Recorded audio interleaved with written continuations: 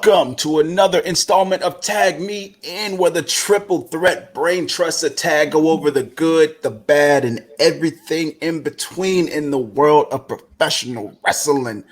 I, of course, am the unofficially official Lip Dizzle, joined with none other than the less than stealthy unicorn himself, Mr. not Mr. Dr. Scoot Baker, T.A.G. ScooterRay. What is up, everybody? All good. And of course, ladies. Let me get my composure just a little bit. Let me just bring it down a few decibels. Yeah, just a little bit.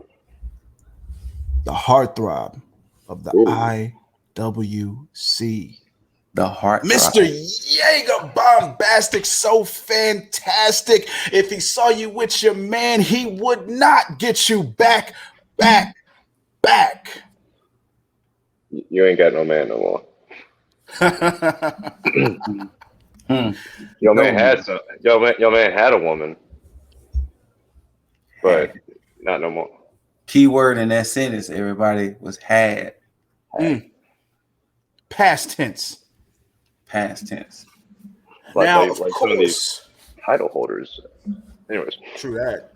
Of course, for those of you who still haven't realized yet, this is part 2 of this weird, eventful week of wrestling. Because normally we come on here on Fridays and we'll do the recap of AEW, NXT, and all that shebang-a-bang. But since AEW decided to throw a wrench in those plans and decide to have a full Dynamite / Double or Nothing weekend, we had to adapt. So this here is the Dynamite / Double or Nothing half of this Tag Me In. And of course, there's going to be some WWE news, I'm pretty sure, because shit has happened. So Scoot gonna Salt Bay it, and sprinkle just a little bit of the scoops. What you got, Scoot?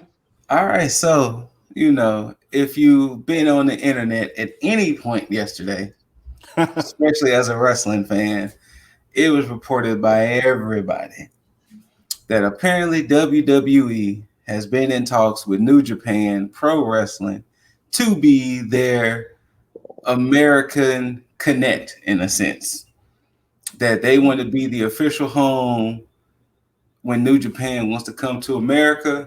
It will be done through WWE, which means also too New Japan stars can come to WWE. WWE stars can go to Japan and wrestle for NJPW. So the question, mainly, of course, how does everybody feel? Well,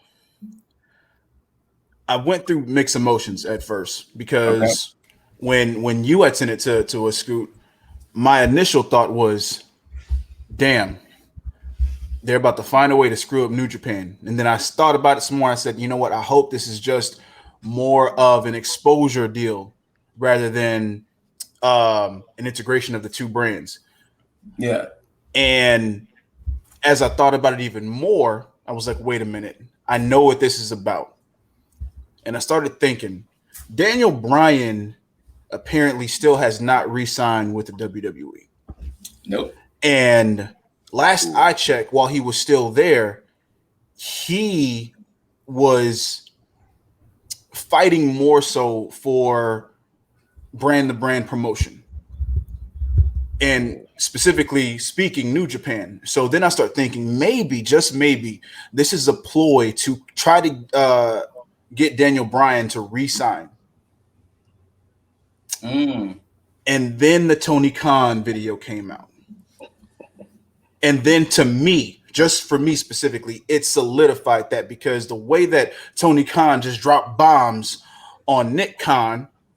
By the way, do you have that audio? I can get it. Because I'm pretty sure that would be more being played for the peeps rather than, us going to talk about it, because, it was something about that video that kind of rubbed me the wrong way personally. Oh. And I agree with you there. And I have no issues with Tony Khan personally. I had issues with this. And it's mainly because it's kind of unnecessary shots. And listening to the names Tony Khan listed, he listed people.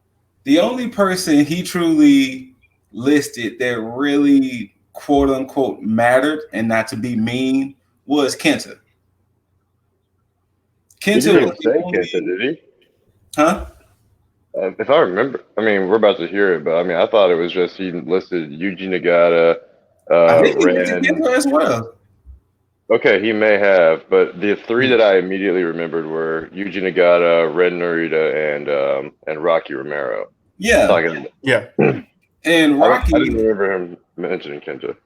And Rocky, he was on what? You said Dark, right? He was on Elevation. Dark. Oh, it was Elevation. Which I was gonna go back and watch that because I heard your review on it, and I was like, "Oh shit, Rocky Romero!" But there was a hell of a moment there. They like Tony Khan himself said, they reunited Roppongi Vice. Yeah. So it's not like he got like the major people. It's not like Okada or the LIJ or Chaos or other members of the Bullet Club. It's not like he got them to come, but we about to hear it. Yeah. Well, let me know if y'all can hear that actually, just to make sure. No. All right. we have to do it through my mic then. That is not a problem.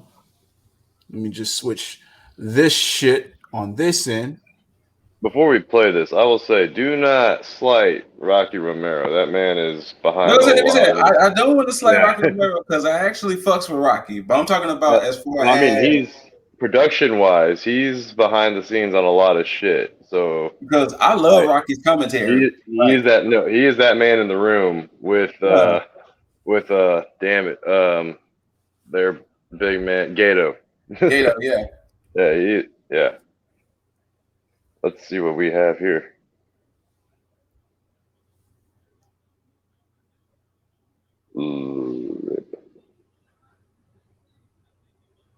There we go. All right.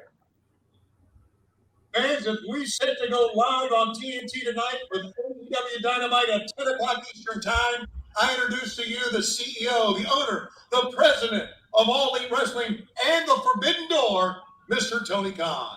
Thank you very much, Tony. I appreciate it, Mr. Schiavone. And as we get ready to go live tonight on Dynamite on TNT, I just wanted to address, as the Forbidden Door, I read in the Observer today that New Japan Pro Wrestling apparently has had talks with WWE President Nick Khan.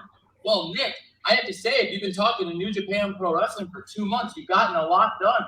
Just in the last 2 weeks, I've had Yuji Nagata, Ren Narita, and Rocky Romero on AEW. I've reunited Roppongi Vice. I've had the New Japan IWGP US champion Jon Moxley defend the title successfully on our show, retaining it. And I have future plans with New Japan Pro Wrestling for the US title. So you must have really gotten a lot done in the 2 months, Nick. In fact, I think there's only room for one Khan in the wrestling business, Nick. And it's me, it's Tony Khan. It's not some con man from Connecticut. Have a fun show tonight, Nick. See you on Dynamite. Didn't even mention Kenta there. No, he didn't mention Kenta. You're right. Now, the issues I personally have, if Tony was really about it, Dynamite should have came on the same time as SmackDown if you want to talk all that good shit. Because remember, you pushed your show after SmackDown because you didn't want them to compete. Mm-hmm. You know, if you wanted to pop all that good shit and be the one true con in the wrestling business. But besides all that, like, we don't know what these talks could have been. These talks could have been like,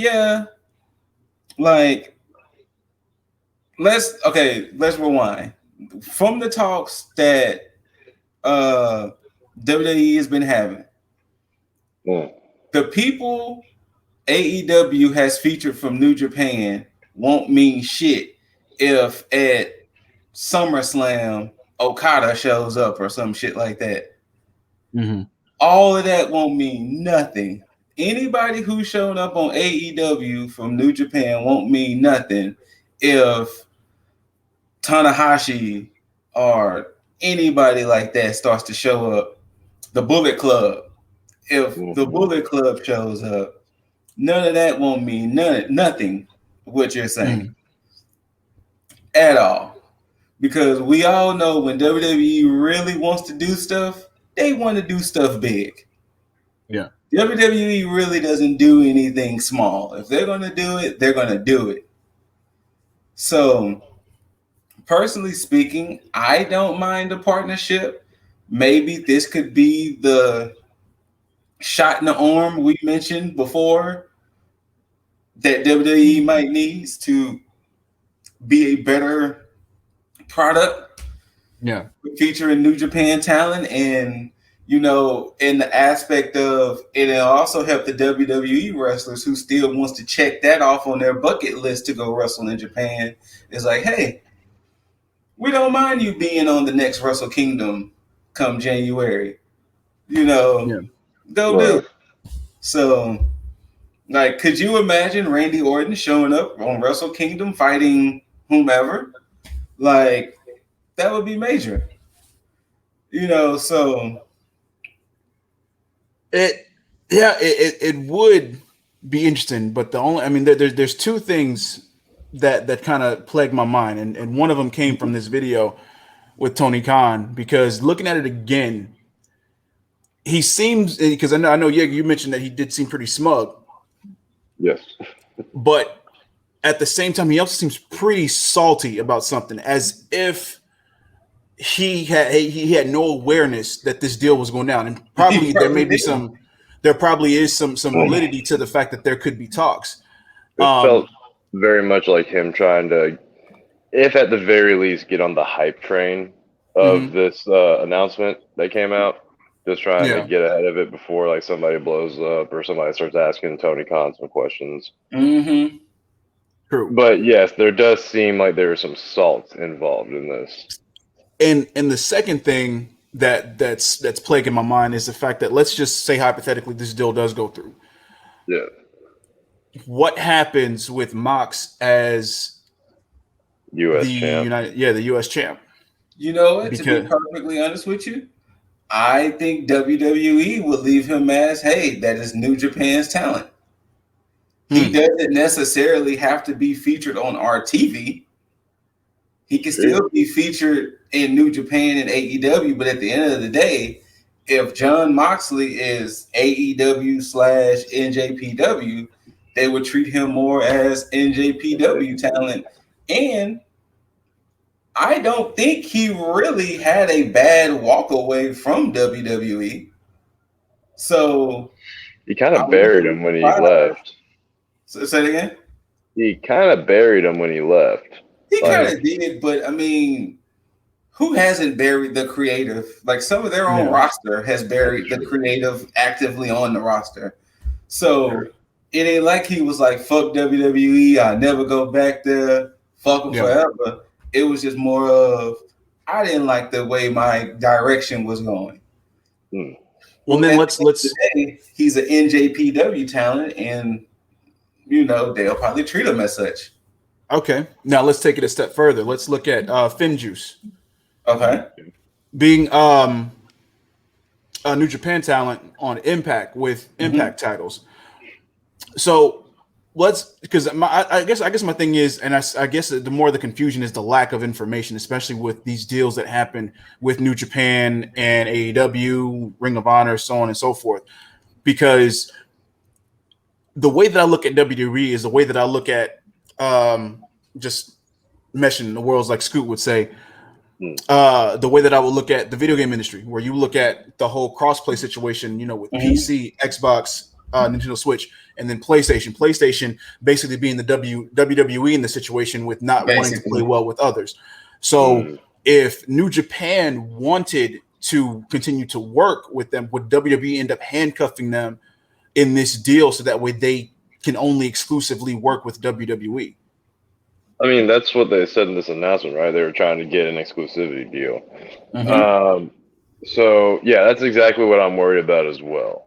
Just if WWE does get involved in this, then as we mentioned with Moxley, you're probably not going to see Moxley anywhere on the TV or even a mention of Moxley during WWE, whatever they're doing with New Japan. You're probably not going to hear anything about any other wrestlers that are on any other programs, even whether they be New Japan or not. They're going to probably just be left in the dark, just like NXT talent is from main WWE talent. That's the way I see it, at least, as what, like, if WWE is going to be like, okay, well, you can keep your current guys that are on other shows, but we're not going to name drop them. We're not going to hint at them, nothing. True. And then, too, I wonder, is there any more validity to announce this story came out? Because, recently Finn Juice lost the tag team titles. Mm-hmm. Oh, huh. Yeah, Finn Juice lost the tag team titles to Rhino and whatever the hell. Two other members of Violet by Design stable. They there lost you the go. tag team titles too. And I know Joe Doring is about to fight Kojima.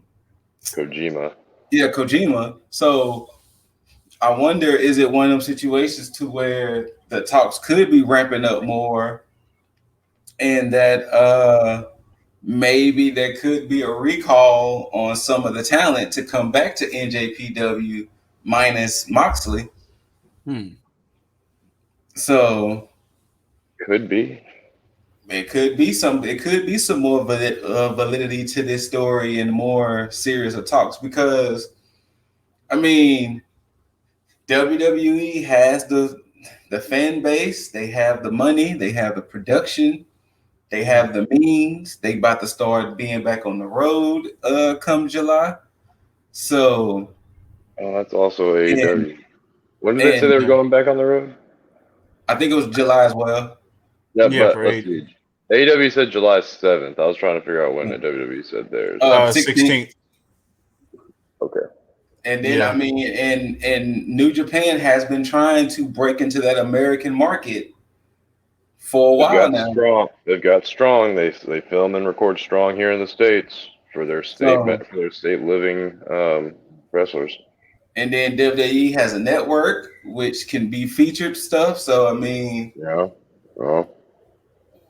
regardless of how we feel about the WWE, they're still the largest American promotion. Oh yeah, absolutely. So it makes sense. We have to, I think, us as fans, in a broad sense, have to take our feelings away from WWE and look at it as a business sense. Yeah. Well, yeah. From a business perspective, it's definitely a smart move. But from what's the word I'm looking for? From a creative perspective, it just feels like it's like dead on arrival in a way. Yes. Because I mean, if you think about the ins and outs of it, New Japan partners with WWE. They can go on the WWE network. They can get a lot of the pay-per-views and special events that New Japan has and get more syndication on it to get more eyes on it. So yeah, absolutely, I'm all for that aspect, which is why I said for exposure, I would hope that would be the only thing that would be the integral part. But being that they wanted an exclusivity deal, yeah, that's just weird. It's a double-edged sword in a way. Well, and I thought about the exclusivity thing because then me and the missus was talking about it earlier, and I was like, we as wrestling fans kind of get upset with WWE from the way they operate, but the NBA, NFL, MLB all operate the same thing. If you play for the NBA, you can't go do anything else. You can't go play in another promotion overseas or another promotion like for instance, if you play in the NFL, you can't on the off season go play for the XFL. So WWE kind of operates in that same boat of a professional sport. It's like hey, if you work for us, unless we work out partnerships and things like that, you're only working here. Yeah. You know, so, and it kind of makes sense to kind of do it that way with New Japan. It's like, hey, we can get your product on millions of people. So if you're going to partner with us, we got to be all in. No pun intended. We got to be all in. You know, we will get you the most eyes. We will get you the most viewers. You know, our talent can be used over there. Your talent can be used here. We'll, of course, work out creative, work out booking, this, that, and the other. But if you're going to do this partnership with us, it's going to be with us and us only. Yeah. So it makes sense. It's just like you said, from the creative booking standpoint, that's when it's going to get a little weird. Yeah, because I can hear all that and agree with everything, but like the one thing at the back of my mind, even though I'm hearing all the logical stuff, is I'm just looking at the way that New Japan books their champions and their storylines and the way that they build for shit and the way WWE thinks. And it's like it just does not. It doesn't coincide with at all. It does not. And I will say this: if this partnership happens, and if it happens soon, this might be the best Survivor Series ever. Just throwing it out there. It may, but the only problem that I have with New Japan partnering with WWE outside of the creative and the business aspect is the fans, because a lot of the fans that watch WWE are very casual. And if you think about a lot of the fans that watch, Impact, Ring of Honor, AEW, they are the diehard professional wrestling fans. These are the ones that actually know what's going on outside of WWE. But everybody that's inside that WWE bubble will look at these guys as just international talent, and they'll write them off as the same way that they spent some time in Japan or whatever the fuck they use for AJ Styles. Yeah. And that's the only problem I have, because then if they get locked into this exclusivity deal, they're locked in for a while. So it could end up at least for a couple of years. Yeah, so it could end up damaging some of the reputation that New Japan has, or basically damage the progress that they've made so far in America when they were with Ring of Honor and doing stuff here, when Cody and the Bucks and Kenny were with Bullet Club back then, and they were pushing that during that time. And since you just brought that up, because you just said the trigger to it, I think honestly New Japan hasn't really been the same since they left. I agree. Yes, we tuned in after because we got used to the talent, but since the elite part of the Bullet Club has left NJPW, it hasn't been the same, because we haven't seen nothing as impactful as that version of anything, in New Japan. We used to hear about New Japan all the time when the elite was over there. Now it's like you have to just be in tune with NJPW to really know what's going on over there. Yeah. I definitely agree with that. I'll say a lot of that just came with I want to say that maybe it's just that Americans kind of fell out of tune with New Japan. I agree with that. I think more of Americans fell out of tune with it. Yeah. I would say that their American audience definitely took a hit once Cody, Kenny, the Bucks, everybody left and made AEW. And I gotta be honest, I'll back that up with the biggest thing that I've seen out of New Japan was Evil betraying LIJ and going to Bullet Club. And even bigger than that was Kota at Wrestle Kingdom. Finally getting the belts after he signs his contract to New Japan. Yeah. But yeah, since then it's been, I don't know, it's been mild. Yeah. Because Ospreay won the belts. Now Ospreay gave up the belts. So it's like, we're not hearing about it as we used to is like, honestly, if Moxley wasn't the North American champion, the US champion, would we truly care about NJPW as much? Because technically our only American link right now to NJPW is Jon Moxley. Yeah. And I wonder if Moxley wasn't their North American champion, US champion, would we really still be as enthralled with NJPW as we were? I can say a 50-50 split for a yes and no. And that one of that 50, that other 50 outside of the no would be because of AEW. And that's mainly because, you still have Chris Jericho that potentially has somewhat of a contract with New Japan. Yeah.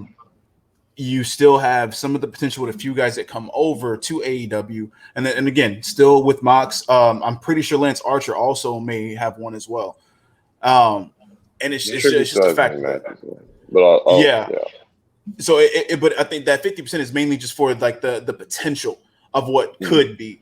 There's no definitive. There's no definitive like situation that's saying like, yo, this is what's happening. But it's the fact that it could happen and it's not ruled out as a possibility. So, right.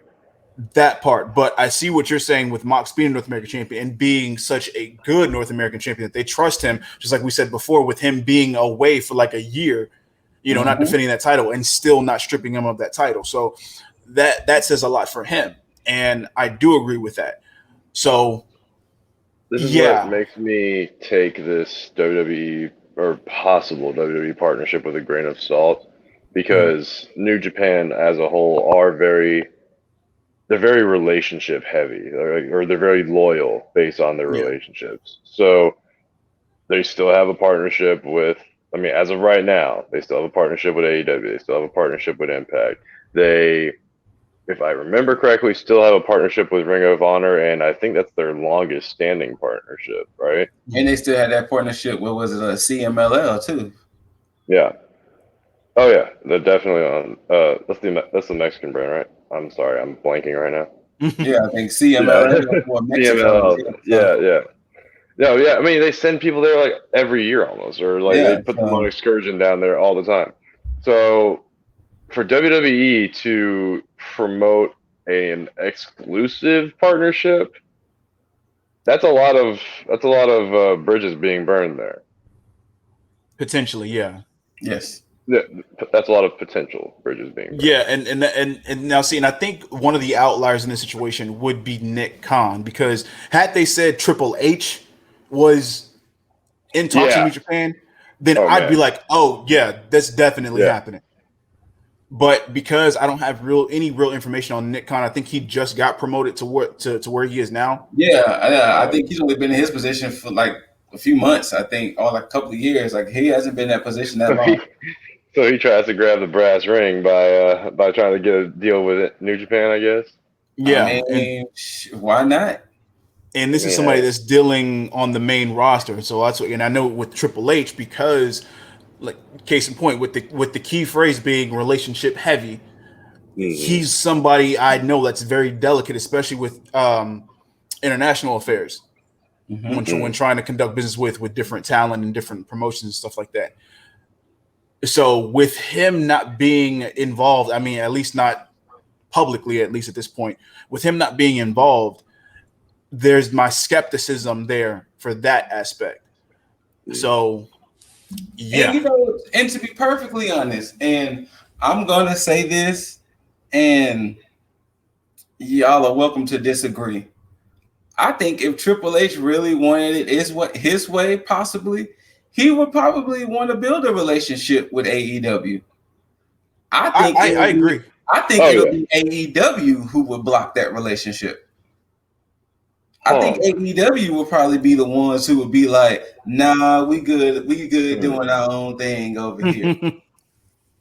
I think it'll be them who will probably be the ones who would deny the relationship. I kind of have more faith in them than that. Like, I think they would see a good thing if it came. Or at least that's my faith that AEW would see a good thing and it came that way. But it has to be on the right terms for sure. Oh, of course. Yeah. Of course. Yeah, Yeah, you definitely don't want to do anything that's going to just make it seem like it's for y'all. You definitely want to do it on better terms. Oh, yeah. It's just one of those sticky situations. Now, I believe that if we hear that Brian has officially re-signed with WWE, I'll be like, yo, this shit is a done deal. They're acquiring New Japan. So, but I guess yeah. we shall see, fellas. I guess we shall see what Damn happens. Brian at Survivor Series. What happens in the future. Yeah.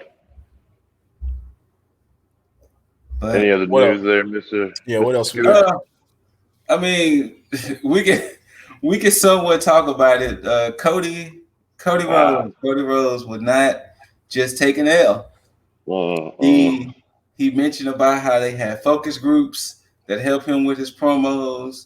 Then when that didn't sit too well with the people, he came back and said, okay, well, it's not really focus groups. It's more of I let legends and other people hear my promos, and then they kind of give me the feedback, and it's just like, Cody, it's okay to have a bad promo. It's fine. Like we're not gonna turn against you because you had a bad promo. Like Rock has had bad promos, Stone Cold has had bad promos, Jericho, Taker, fuck him, but Hogan, everybody has had bad promos in their career. Like it's fine. Like you gotta think in the existence of AEW, excuse me. This is the one promo that has kind of had people like iffy on. It's okay. It's okay.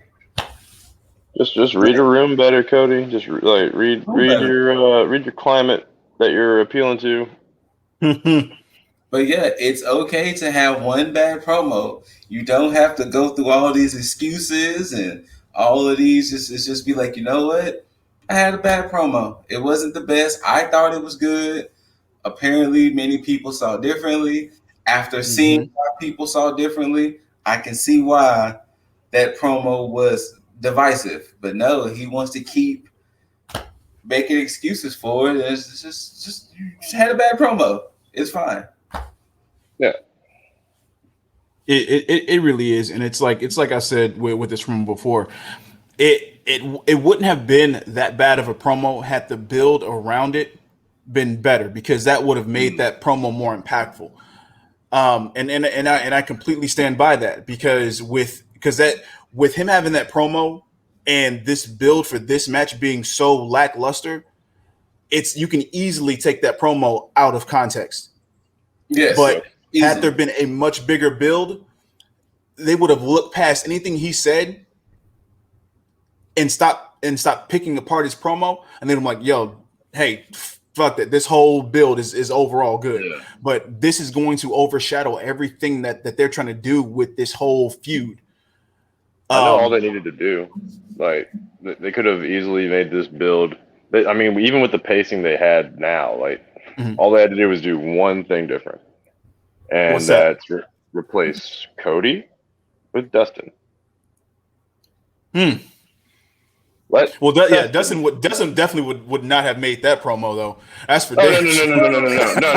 What I mean is like this whole feud, all that shit. Like if he, he wouldn't have made a political climate promo, but he would have. Even if you had Dustin take the name of the American Dream for a weekend, like all of that would have just looked better on it being Dustin instead of Cody, because Dustin's the one that has had history with the factory this whole time. And then not only that, but then looking at this promo, looking at this feud, you will think QT would be the end since QT is the leader. Exactly. Anthony Ogogo is technically the underling. He's his main underling, but he's the underling. But no, he's your true boss battle in a sense. So that's what makes it weird in the first place. And then had you not been keeping up with Dark and Elevation, you wouldn't know that Anthony Ogogo was truly feeling this way about America until like a week or two ago. Mm-hmm. So here it is. You would have had Cody doing these things and saying these things. It would have been like, wait, why Cody sending these shots at Great Britain like that? Like, wait, what is going on? To where, Cody's so riled up to be an American. Like, what is happening? Yeah. Like, I thought Hulk Hogan's music was about to play for a second. But yeah, it's just right. But yeah, so it just said you had a bad promo. It wasn't your best. It was tone deaf. Mm-hmm. Yeah. You could have just simply been like, yeah, it was a bad promo and just moved on. True. Yeah. And leave your unborn child out of it. You don't need to leave your unborn child out of it. Yeah. I mean, there's no, because it's still not. Actually, you know what? To be perfectly honest with you, to just rewind it back to the beginning, maybe they should have left the whole Britain and America thing out of it from jump. Yeah. Because remember, Cody was the one sending the first shots, talking about, well, a go here on a visa. We're the country that's allowing him to make the money and do the things because, since he hates America so much and all that. Like, it could have just been simply, okay, I thought QT was the one that I was going to have to deal with, but no, a go is the one I have to really deal with. They couldn't have they didn't have to involve him being English and a Cody being American. They ain't even had to do all that. You could have just made it like he's got like UK pride or something because he was like what did he win? Like 12-1 or something like that in his actual boxing career. And then he's a bronze medalist. Yeah, so I mean you can have some pride for your country in that regard. But when you start making it like UK versus America, then yeah, you're kind of losing people there. Not just kind of, you're losing people there. Especially too, how does that look with the factory with the rest of the guys being American? Oh no, we'll get to it in the promo, but they brought in a turncoat. They brought in an extra or something from. So he was an extra. I mean, I don't know what he was. I don't think I've ever seen that guy before. Well, with that being said, Mr. Deasley, go ahead and throw us into Friday Night Dynamite. Ooh, that has a nice ring to it. I was just about to say that. It's like when I heard it when they did it on the promo right before Dynamite came on, it was like Friday Night Dynamite. I was like, damn, they should really go on Friday nights now. That sounds so much better. But either way, we opened up Dynamite with, to my surprise, a packed house. Yeah. I was aware that, of course, Double or Nothing was going to, be full capacity. I did not know that, unless I missed it at some point, that Dynamite was scheduled to be like full capacity. But we got it. But we might have just looked over for Double or Nothing. No, I don't recall them saying it at all during Dark or Elevation. They just kept saying, "Hey, special start time on Dynamite is this and that." I was like, all right, cool. But seeing exactly that, I had the exact same reaction as you, Lip. It was a pleasant surprise, and they started off with the face of TNT, Darby Allin, going against Cesar Bononi. Darby Allin should not be on TV right now. No. Look, I know he has a match. I get it, but this match does not need to happen. On top of that, I think they would have benefited more with fans in attendance, with Darby being away for like a month or 2, depending, and then having the house just go crazy with Darby returning. Mm-hmm. I mean, yes, this match, whatever. Don't really care. Cesar Bononi. It started with Cesar Bononi and the Wingmen already at stage. I want to give Jaeger his props. Because if you watched his elevation evaluation, the way he portrayed the Wingmen was 100% correct. 100% correct. They all look like they star in various different pornos. Well, I mean, you have to understand. It's like I said on commentary last night. They're vaxxed, waxed, and ready for a hot boy summer. Vaxxed, waxed, and ready for hot boy summer. But yes, he was 100% correct in how he described the wingman. 100% correct. And now I can't get over it anytime I see Cesar Bononi that he just looks like a failed porn star. Yeah, and I was on here maybe like a couple months ago, and I praised Cesar Bononi as being a big man. Pause. Being a good big man in the ring. Oh, and he's big, huh, Lip? He's a tall guy. He's a tall guy. Because AEW is they're in short supply of the big guy wrestler. Big man. Yes.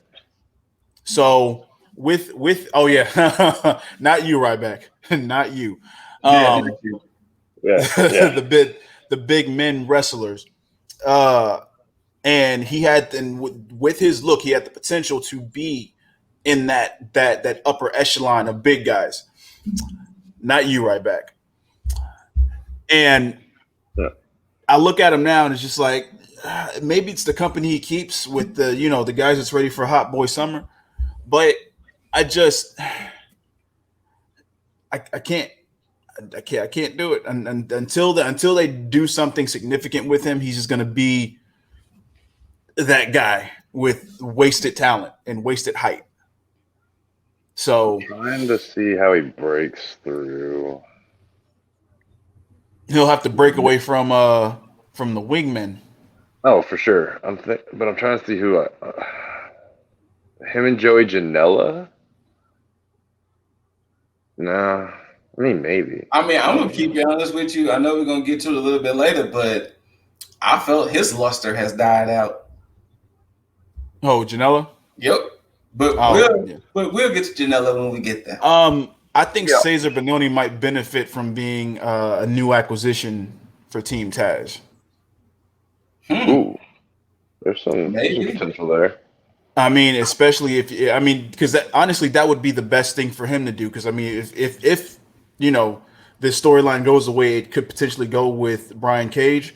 You could have Cesar Bononi step up and probably take the FTW championship away from Brian Cage. Ooh. And actually bring some significance to this wasted title.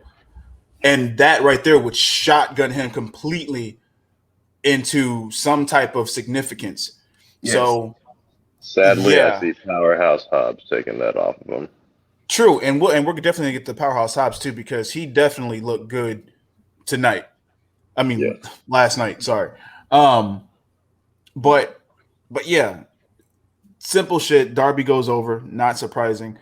Especially since he has a match. Fuck. It felt like it. I thought that shit was longer than that. I think they may have had a commercial break, and I think that's probably what made it feel longer. But probably. Yeah, and then of course, no surprise with any Darby Allin match with Sting accompanying him. There's always some type this should have not happened twice. I'm sorry. You know what?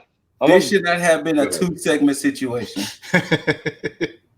Yeah, that's what I was going to follow up on, is that Sting should have been the wrestler here against Cesar Bononi.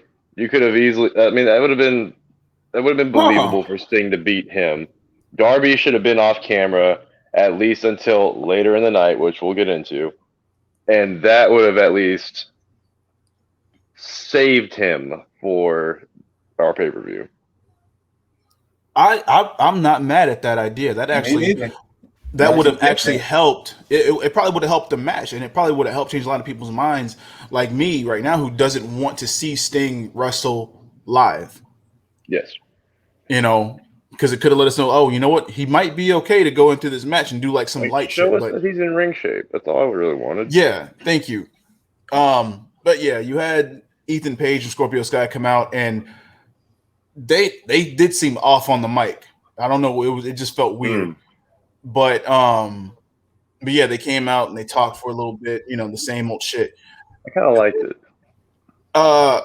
Then the wingmen had jumped on Sting and Darby, and then Ethan Page and Scorpio Sky joined in, and then the Dark Order comes out. Again, why, I will never know. You know, I was about to get ready to. I know I've asked it before, but I was about to get ready to ask you, Jaeger. Was there something I missed with why Dark Order keeps saving Sting and Darby? Like, At this point, I don't. I understand Darby gave Mr. Brody Lee, rest in peace, his props, but that means, hey, we gotta protect these guys. Yeah, there should have been like maybe a 1 or 2 time thing where they helped him. You know what? While they were doing that whole spider web of a feud with the Hardy family office and all that shit, that's when they should have been like relevant to help. Speaking of, like last night should not have been. No. No. But yeah, at this point, honestly, they should have just showed Sting and Darby getting jumped and been done with it. Well, if it goes the way it went in my head, it should have just been Sting getting jumped. But anyway, this is where I put on my good old fantasy booking hat. All right, what you got? AEW, you have a chance to fix 2 issues. One with Darby Allin and Sting, the second with the Dark Order. Because right now, the Dark Order is at a dead end right now. With the way, because I mean, because of the fact that you have this whole Brody Lee thing, this whole Brody Lee cloud hovering over them, it's hard to make them heels. And they need to be. Take these 2 problems, take these 2 issues, and put them together. You need to make Darby the leader of the Dark Order. Ooh. The reason I say that is because Darby is a heel. I mean, he's a face that can give them a heel aesthetic without being heels. Because of the vignettes that Darby Allin has, he can actually put some seriousness back into the Dark Order. Even with even with the whole Johnny Hungy antics and everything going on, and even with Hangman, if you give them a serious edge, you can then bring some more legitimacy to the Dark Order that's going to be able to transition them to where they can either go heel or face and not be stuck in this whole revolving door where all they can do is get the sympathy because of the death of Brody Lee. Yes. All this is doing right now, it was cool at first, but right now it's doing them a very big disservice. Especially since there's so many of them. Yes. And that's a problem. And so now if you put Darby at the center and you have Sting as an advisor to him, kind of the same thing how Roman and Paul Heyman are doing, but more of a mentorship thing rather than, subservient to Yeah, exactly. You do this and you have Darby be the voice. Have him do the vignettes, have him do all this other stuff. Bring some more character to the Dark Order rather than some comedic shit that you have going on, and then give them some serious matches. If you give them the full on seriousness aesthetic, it'll benefit them way more than what they're doing now. I can see Book that shit. Take that again. Tony Khan. I don't want any payment. I don't need anything. I just want you to book this because I see it in my head and I like it. So do it. Do it. I think the only reason I shouldn't say the only reason because they're having fun with it, but I think one of the main reasons that they're keeping the Dark Order so lighthearted is because that's exactly what like Mr. Brody Lee was like all about, like still keeping that seriousness, but at the same time got some antics going on. True.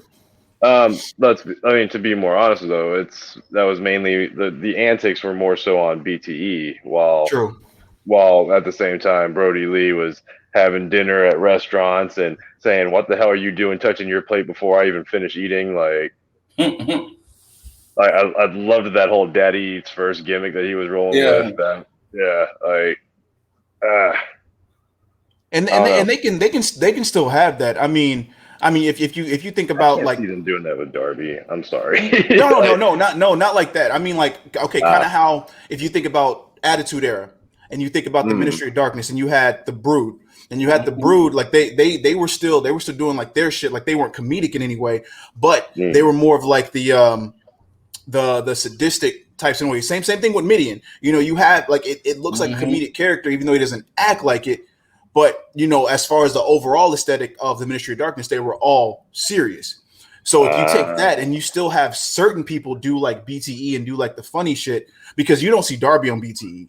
So so if you just take it to where it's like, okay, well, we know we can do our shit, but once it comes down to Dynamite, we know it's time to clock in. You know, that shit. So because I mean, it's case in point, think about on BT when they had how escaping my fucking mind. 99. Anna J. Anna J. Anna J. I'm so sorry. You've been gone for so long. Why did this woman? I just had Ty Conti to keep me. Shane. I wish I had that. That's why y'all need to get on that elevation. But get to that tie time. But how they had in BT where, you know, you had Anna J just kind of sitting off to the side. She really didn't do anything comedic. She was just there. And, you know, I mean, well, she did comedic stuff, but it was more on the serious side. Everybody else would be comedic around her. Yeah, she was just mainly bullying Stu Grayson.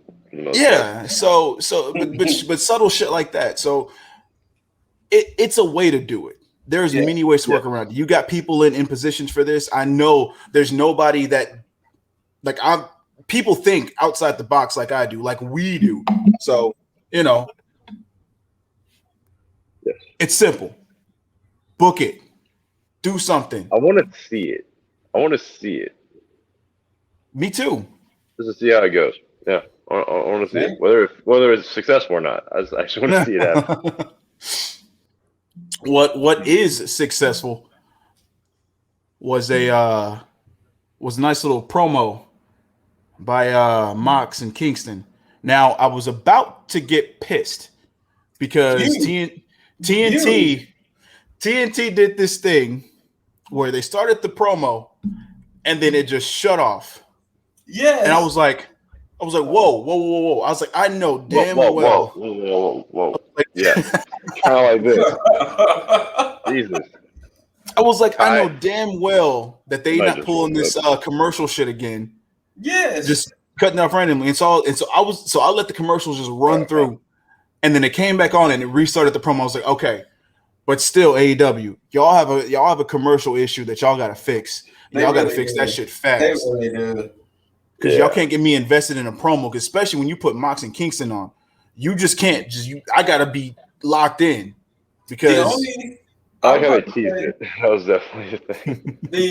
The only beef I had with the promo, because the promo was great. Everything they were saying was great. Were they trying to bury the shoes?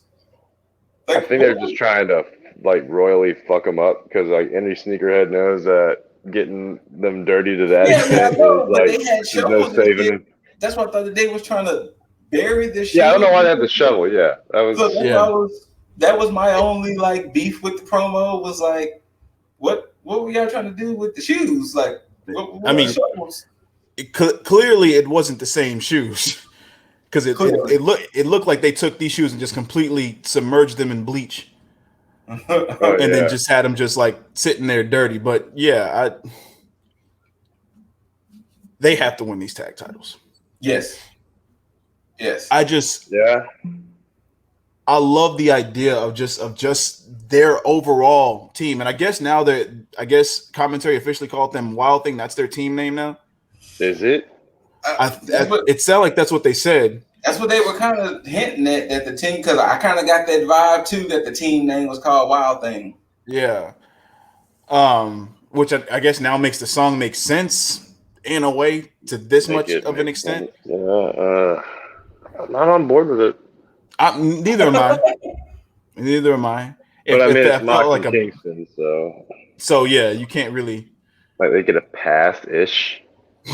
They get a pass on a lot of things. It's only because they're so fucking good. That's it. Yeah. That's really it. Like if they weren't, as Vince McMahon would say, good shit on TV, I doubt we'd care as much as we do. But yeah, Yeah. I don't know if I'm ready for this match as much as I am just for the overall build promo, and then after with the vignettes and promos of them being tag champs and seeing how they just kind of go through the tag division. Oh man. And that's I mean, I'm not. The thing is, but that's more so on Mox and Kingston's side, not more so because I mean the Bucks I know are going to make this a match, but it's Mox and Kingston's dynamic that I'm worried about with this type of match with the Bucks. Mm-hmm. Because it's not like a clash of styles how it is with FTR and the Bucks. Like you know what you're getting with that. With this, it's so off the wall with Kingston and Mox that I couldn't even predict what kind of spots we might even get in this match moving forward. So they just said it was a regular match, right? Yeah, okay. For me, it's like I guess it's a fuck. I'm trying to. Okay, there we go. It's to me, it's like a lack of psychology.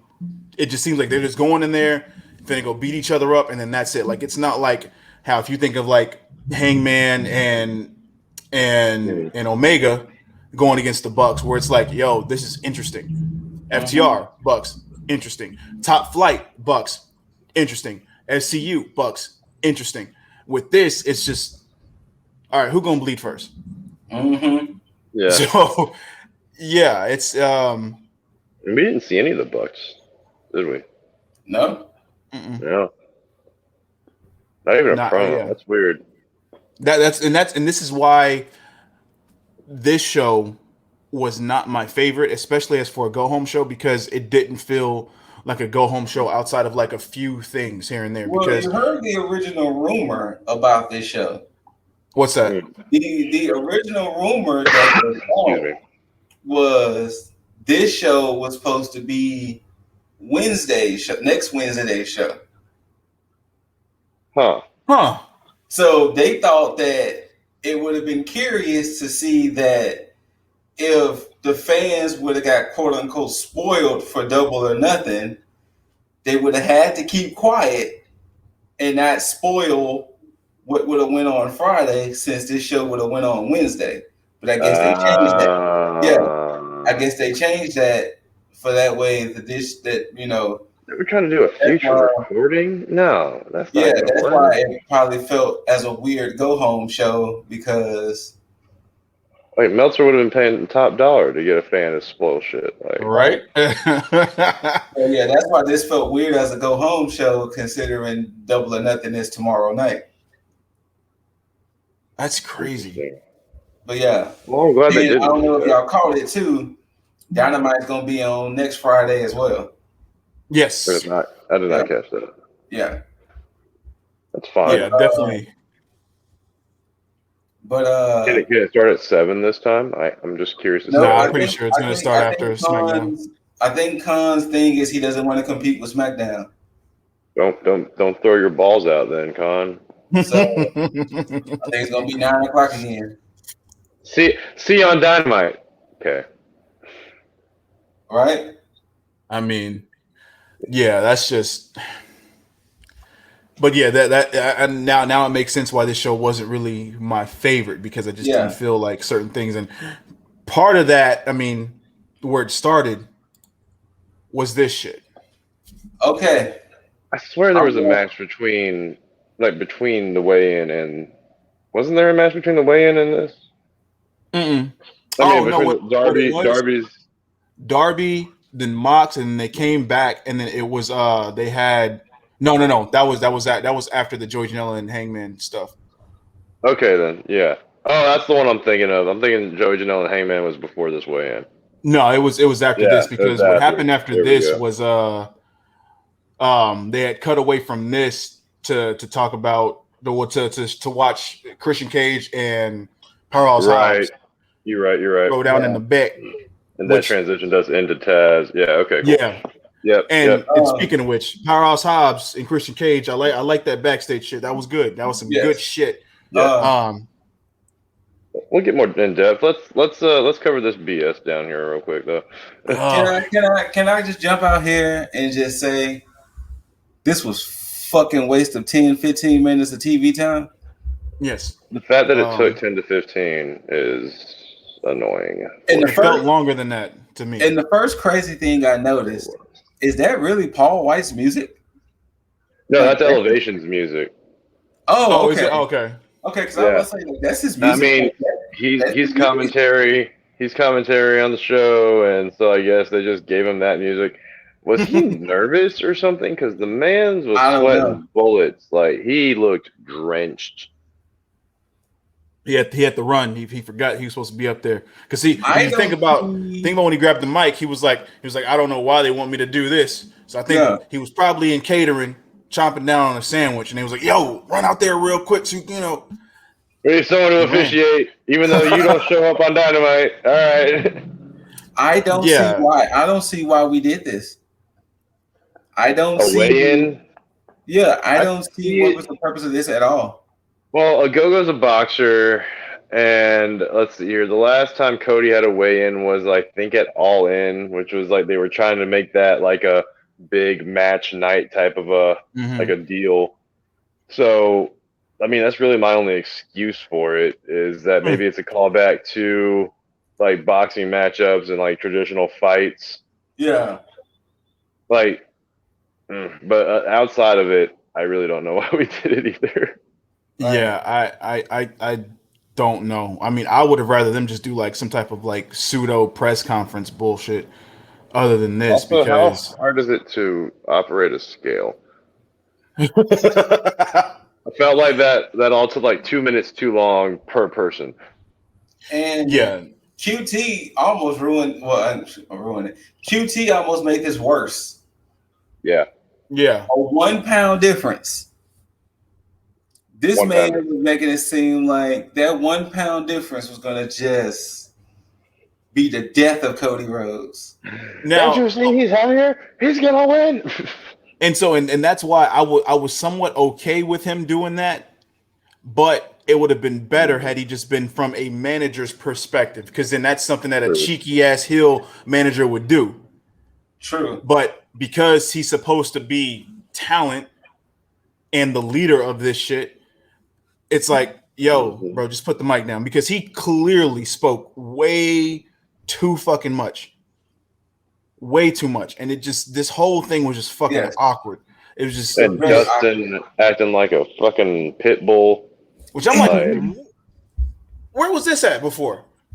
And why did Cody come out? Why did Cody come out with the whole backstage crew? Like Cody, like hey, that's the Nightmare Factory. Those are like his top students, blah blah blah, as JR said. Yeah, because although I don't know, like, a couple of them caught my attention. I'm like, no. I mean, one of them was like, all right, but then the other one's like, these people could evolve into something greater. Like, we'll see in a few years, like where they come from or how they do. Well, that's the thing that that I have an issue with, because it seems like they're trying to incorporate this overall story between like the Factory and the Nightmare family and everything, but it's like we're not invested with anybody within these groups to where we can even, because like, okay, for instance, if you take developmental as in NXT, like, with the Performance Center, like, there's people back there doing shit. Like, same thing with like when they did Proving Ground on WWE Network, where they would show like shit going on, like almost like the reality TV shit, where they would show like the back shit that was going on at the Performance Center and who was doing what.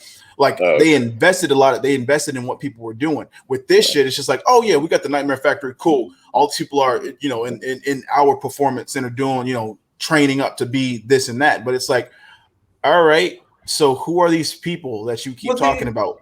Kind of like what I keep saying before. I guess they just showed us who those people were. And I keep saying AEW keeps treating everything like it's a big inside joke. But nobody knows. But nobody's in on it. Nobody's in on it. Nobody's in on it. I do like that analogy. But yeah, I thought this was just a waste of time. Paul White was awkward. This whole segment was awkward. It was just, why did we need it? We didn't. We didn't. We did not. This could have been a promo. It really could have. And I think could have been like a little vignette. You know, they just do like a whole MMA meetup, stuff like that. Mm-hmm.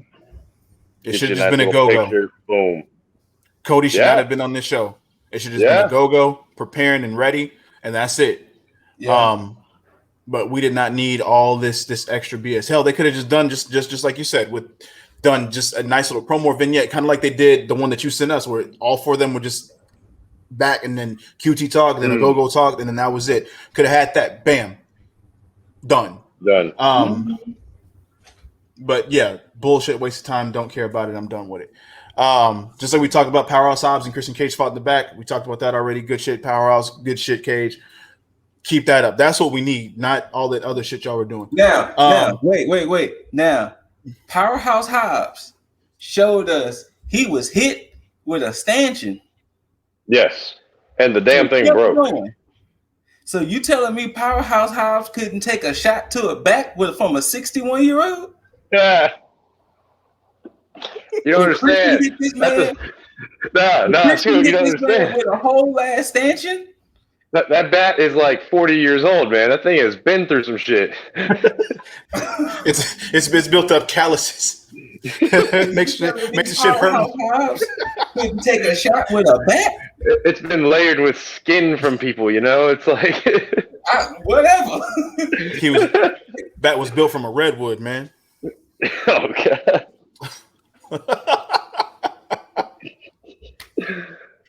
But it was good shit, though. I did like the fact that it was like, hey, this shit ain't over, Christian. Yeah. We're doing this.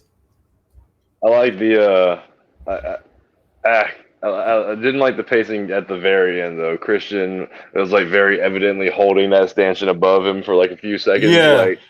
Like shit, are they coming or what? Where's the rest? They came.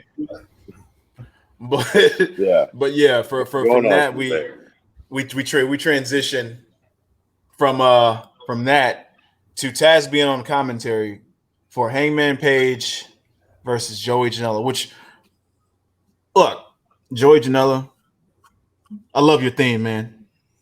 Love the theme. Very always. Mm-hmm. It is, man. Like it just, that's all I'm gonna say. I like about that. Look, but just no, for that part, I had a problem at first. What? And this is only because I've been doing the reviews, but and I mean they addressed it midway through the match. Oh, with him and Sonny Kiss. Yeah, like Joey Janela got his butt handed to him. I mean, I'm sorry, Sonny Kiss got their butt handed to them. I don't know what the proper pronoun is. I'm sorry. But Joey, as Hook and Brian Cage are like, for lack of a better term, it's mainly Hook though. That's like taking apart Sonny Kiss. Mm-hmm. Joey kind of just looks over there like he's scared, and then just walks up the ramp, leaving Sonny Kiss to just be dismantled. Yeah. So the fact that Sonny Kiss was out there proudly walking behind Joey, I needed a different reaction out of Sonny Kiss. I needed a different emotion. Like I needed some skepticism, like maybe some begrudging walking out, like give him some side eye. I needed something along those lines. I was happy that at least JR. Yeah, right. Apparently, the shoot that they said on commentary was he had migraines or something, and like and Schiavone's over here like, yeah. I mean, migraines are pretty debilitating. Blah blah blah. Like, they are. They can be. I mean, they can, but that almost gave me a migraine. But and then look, some BC will fix that right up, man. Just there you go. All right, so basically, people, buckshot lariat 1, 2, 3. Yeah, and Yeah. but Well, I mean, he did get busted open. Yeah, he got hit in the mouth first, and then I guess some type of laceration happened on either his forehead or his eyebrow. Something. Yeah. Yes. It looked like it was like in his, his hairline. Yeah. Yeah. But yeah, and clearly that wasn't anything being bladed. That was like legitimate. Bust open. Yeah. Especially when he was, especially when he cut that promo after against Brian Cage. Which when Cage came out. I was hoping, because I'm wishful thinking, but I was assuming that Hangman was going to cut him off and have him put that FTW title on the line. Me too. That's what I really wanted. I wanted it because it's like, I'm thinking like, yo, y'all already said that this title was going to play some type of role. It was going to be a legitimate title. And yet we still have heard nor seen anything regarding this goddamn title or it being defended or being in some type of significant role where somebody is striving to attain it. Mm-hmm. So yeah, but of course they decide to go with the same story beats of like, yo, let me just appeal to the man, Brian Cage, and say, hey, I know you're gonna keep these guys back and you're just gonna wrestle me man to man and leave it at that, which of course it'll probably be a good match. It'll probably start to show somewhat of a face turn for Brian Cage. And Hangman's gonna win. He's gonna beat the Taz out of Brian Cage. You know what? I think we've been thinking about this all wrong. We're thinking that Brian Cage has to lose this belt. This is Taz that bestowed this belt on him. Taz, why doesn't Taz just take it back? Give it to whoever the hell he wants. True. Well, I guess he's still looking at the fact that Cage is still part of his team. That's what I'm saying. When Cage gets the boot, there won't even be I don't think there's even going to be a match for that belt. I think Taz is just going to yank it from him. I think that's what they're going to take. So instead of it being like a title, it's more of, in the same vein as the $1 Million Championship. Mm-hmm. Like a badge of honor of some sort, until they eventually make it like something that is relevant, like something that is worth something, I guess. Not saying that it isn't. Ooh. Oh, I'm glad you just said that. There will not be a TBS title. It will stay TNT title, but they are looking to add another championship. Really? And from the hint that was thrown out, there are a lot of factions in AEW. So maybe like the trios. Yeah, maybe like a trios. That would be cool. So that was the hint that was kind of thrown at, that we might get trios championships in AEW. Let's see, who would be that? Kenny and the Bucks? Jungle Express? Kenny Bucks, Jungle Express, Death Triangle, Best Friends. Ooh, we're going to a lot of. No wonder Best Friends expanded. Mm-hmm. That'd be interesting. They definitely got plenty. So yeah, we'll have to see what the fuck happens there. Pinnacle and possibly Inner Circle. Yeah. Because Pinnacle can definitely integrate whoever they want, so it does make sense. What was after this match, though? Cage basically stated that he didn't need Team Taz, and he'll give him that one-on-one match. So he's gonna get the boot soon. After that, Pac rushed to the ring, and he got on the mic, and he was pissed off. Because obviously, in a way, he feels like he's just being overlooked because the way that's being played up. This is a scheduled promo for Orange Cassidy. Yeah, he feels like, yo, I'm in this match too. Y'all talking about two people that I'm gonna beat. So of course, Don Callis addresses him, and he says he's not coming out there. That's not finna happen. And then Kenny comes out to try to attack him from behind. And then things happen. And then Gallows Anderson come out. Then they try to beat down on Pac. Then the rest of Death Triangle comes out. And then they try to beat down on the Good Brothers. And then Kenny gets back into the ring. And then Orange Cassidy comes out with the Best Friends behind him. And then they get into it. And then Cassidy ends up standing tall and holding the title so slightly above his torso. With the thumbs up. But before that, he had an envelope that said to Ken, scribble out to Kenny, and Kenny opened it, all enthusiastically thinking that maybe Cassidy is bowing out of this match. And after he opened it, nothing but confetti. And I love how it was blowing in the wind. Like it was. That's probably the most work that Cassidy has done on paperwork in a very long time. Because he had to rip that into a lot of pieces for that confetti. Yeah. Or he had help. He probably had help from the Best Friends. I think Statlander helped him out. True. All it takes. She seems eager to help him in a lot of ways. I didn't say shit. You got a scoop for us, Jaeger? No. You know what I'd like 2 scoops of, though? Who's that? So Cassidy, after Superman, after Superman punching Omega after his reveal, I did like how Pac, still in the corner, like Cassidy slowly walked over there to the belt, trying to pick it up, and Pac just stepped on it. Like, nah.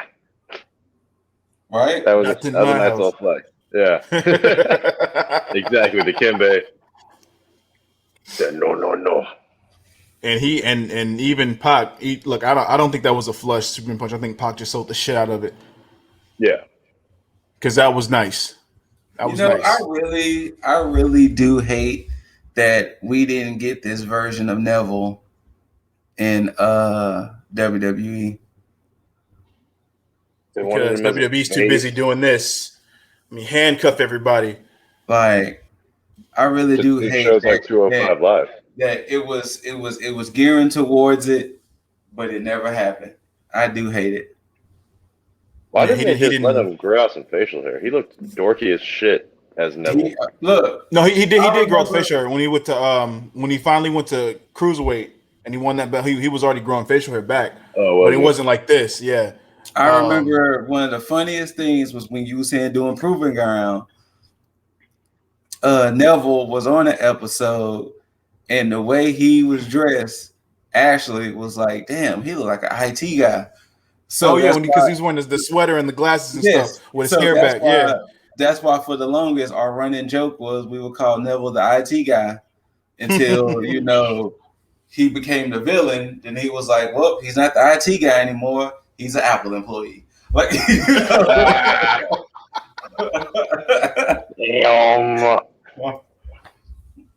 but yeah, so but yeah, like we're gonna get to it with the predictions, but I just hope it's a good match. Yeah. I mean, looking at everybody that's in that ring, I think it will be. I don't think there's going to be any worry about that. There's nothing that's supposed to be exploding, so that's also true too. We'll be sad. Yeah, and after that, we finally got some type of answers going on. We had an interview with Jay Cargill, and this was so funny to me. Oh, I bet it was. So funny. Because they talked about her, I guess, doing I don't know if it was an open challenge or something that was going on. Open challenge, yeah. Okay, so it was an open challenge, and that started to spark some ideas in my mind. I was like, why didn't y'all run with this though? Have Jay do open challenges and then just have her move forward with that to just brag about who she's beat. But I digress. It's not that big of a deal. Then Matt Hardy comes out trying to just make sure he can just get her on the Matt Hardy brand. Shout out to Robert Stone. And sure enough, we find out that Jade actually does have some representation in the fat. Well,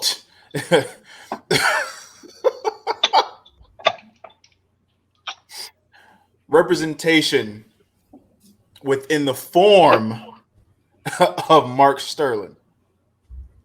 Smart Mark Sterling. This was I get it. Because she spent weeks talking about how she don't need managers, she don't need representation. I'm my own boss. Everything under the sun. Then this happens. Yes. And he stated to Matt Hardy that he needs to worry about him in the Battle Royale because he's too busy to worry about Jade. On top of that, where he wants to take 30% of Jade's earnings, Mark Sterling wants to take nothing. He is doing pro bono and will only get paid when she wins. She does. Yeah. So of course that sounds good to Jade, obviously. Yeah, and so good to anybody looking for a manager. It would, yeah. And Matt Hardy got mad and said, "I wish you luck in your shit." And then Jade has her match against a great opponent, honestly. Yes. In Kylan James. That woman stands 6'1", and oh my gosh, she's gonna be a dominant force, and I feel like soon, especially since we could evolve on a feud here. Yeah. Yeah. I like the aesthetic of Jade with her entrance and everything. I love the whole package.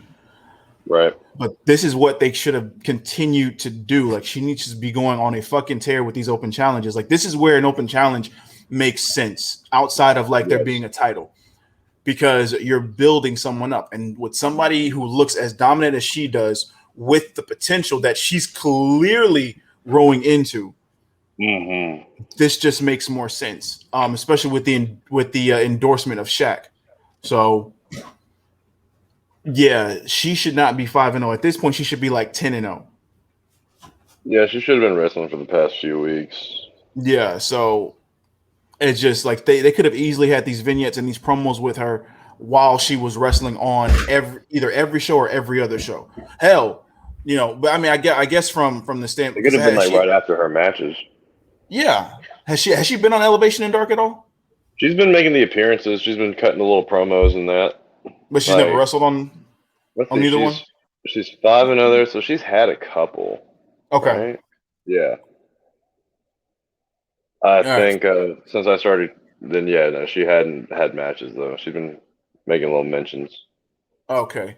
So this is why she would definitely need to do this. So hopefully with this whole finding a manager shit out of the way, we may get her in more matches to where she can actually build up some dominance, because it's already coming to that time where she's going to have to go for a title or be in some type of title contendership, which I definitely don't think it's going to be with the AEW Women's Championship. I think they may be grooming her to take that NWA Women's Championship. Damn. I want Thunder Rosa to win that back though. But Thunder Rosa is going to get the AEW belt. So that's definitely possible. So we'll definitely see. But yeah, Jade goes over. No surprise there. She's riding strong with this with this new thing with Smart Mark Sterling. Yeah. And we'll see what happens from there. But moving on from that to Miro and going against Dante Martin. These are the Miro matches we've been needing to see this whole time. Yes, absolutely. And this is the funny thing, because I can easily come on here and I can talk about Dante Martin being vanilla, but the thing is, he's not. Go ahead. Exactly. But before we get to these to the meat and potatoes of that match, I just have to give a shout out to the crowd, the fans, for it, because Miro had the biggest smile on his face hearing these people chant, Miro's gonna kill you. Like, he was taking every second of that in. Like, I can't believe how happy they are I mean, it must be a great feeling to finally get like a full house. I mean, it's especially with somebody who, especially within WWE, when you have the fans believing you to a certain extent to with Rusev Day, and you get a taste of that, you have more of appreciation of the community as a whole. So when you see that they're behind you, even when you're a heel, like, oh yeah, he definitely fed into that shit. Like, he just loves it because now he's starting to see more of what he started to get with the Rusev Day shit. But now with this gimmick where he's just a fucking badass who's like, hey, I'm gonna fuck you up.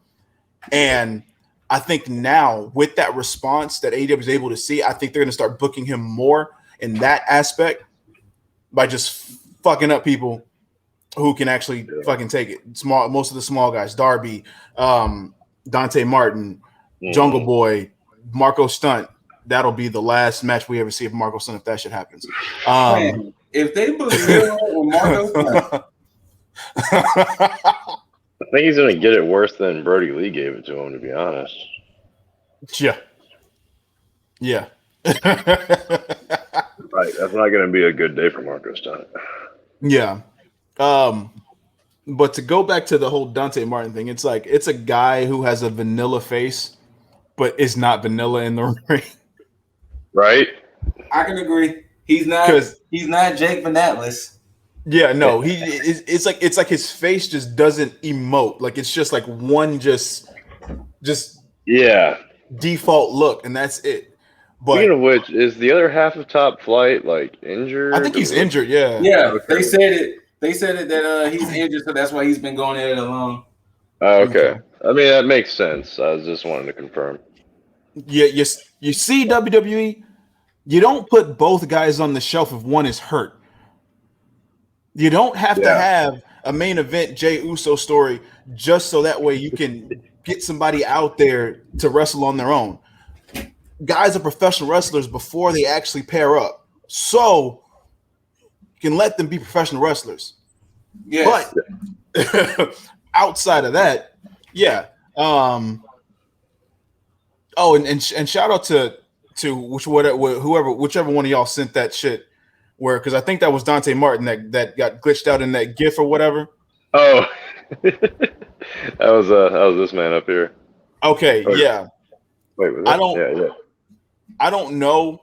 I have no idea how that shit even worked out like that, because I've looked at it over and over again, and I know you did too, Jaeger, because you even said it, and I even watched it again trying to figure it out. That? I'm like, how? Like, that was the most glitched looking move I've ever seen in my life. Like, what was that? I'm telling you, life is a simulation, guys. That's the only conclusion I can get from out of that. That was. Wait. Who were the two men wrestling? It was Dante Martin and who? Martin. Don't make me pick it back up. Was that Q? No, that wasn't Q. That wasn't QT. No, who the fuck was that? Because it was like, what the fuck am I looking at? Look, unfortunately, I'm using my phone to record. Yeah, so it definitely did not look like QT. I mean, granted, it probably could have been, but I mean, yeah, no, it was who does that fucking move? Anyways, if you can pull it up for us at some time, it'll be funny regardless. I just don't want you to get like cease and desisted. No, they wouldn't cease and or decease me. Well, hopefully they don't decease you. Jesus. No, they a little extreme there. Deceasing is bad. But yeah, I mean, we'll find that at one point in time. Yeah, maybe I'll do a separate video for that shit just so y'all can see the weirdness of that shit, because that just makes no fucking sense. But I would need that in a frame by frame shot of how that happened. Because honestly, I was just concluding that, like, okay, maybe it's like a quick camera cut or something. I don't know. Yeah. Now look, if somebody edited that shit and that was how it was, then you got us.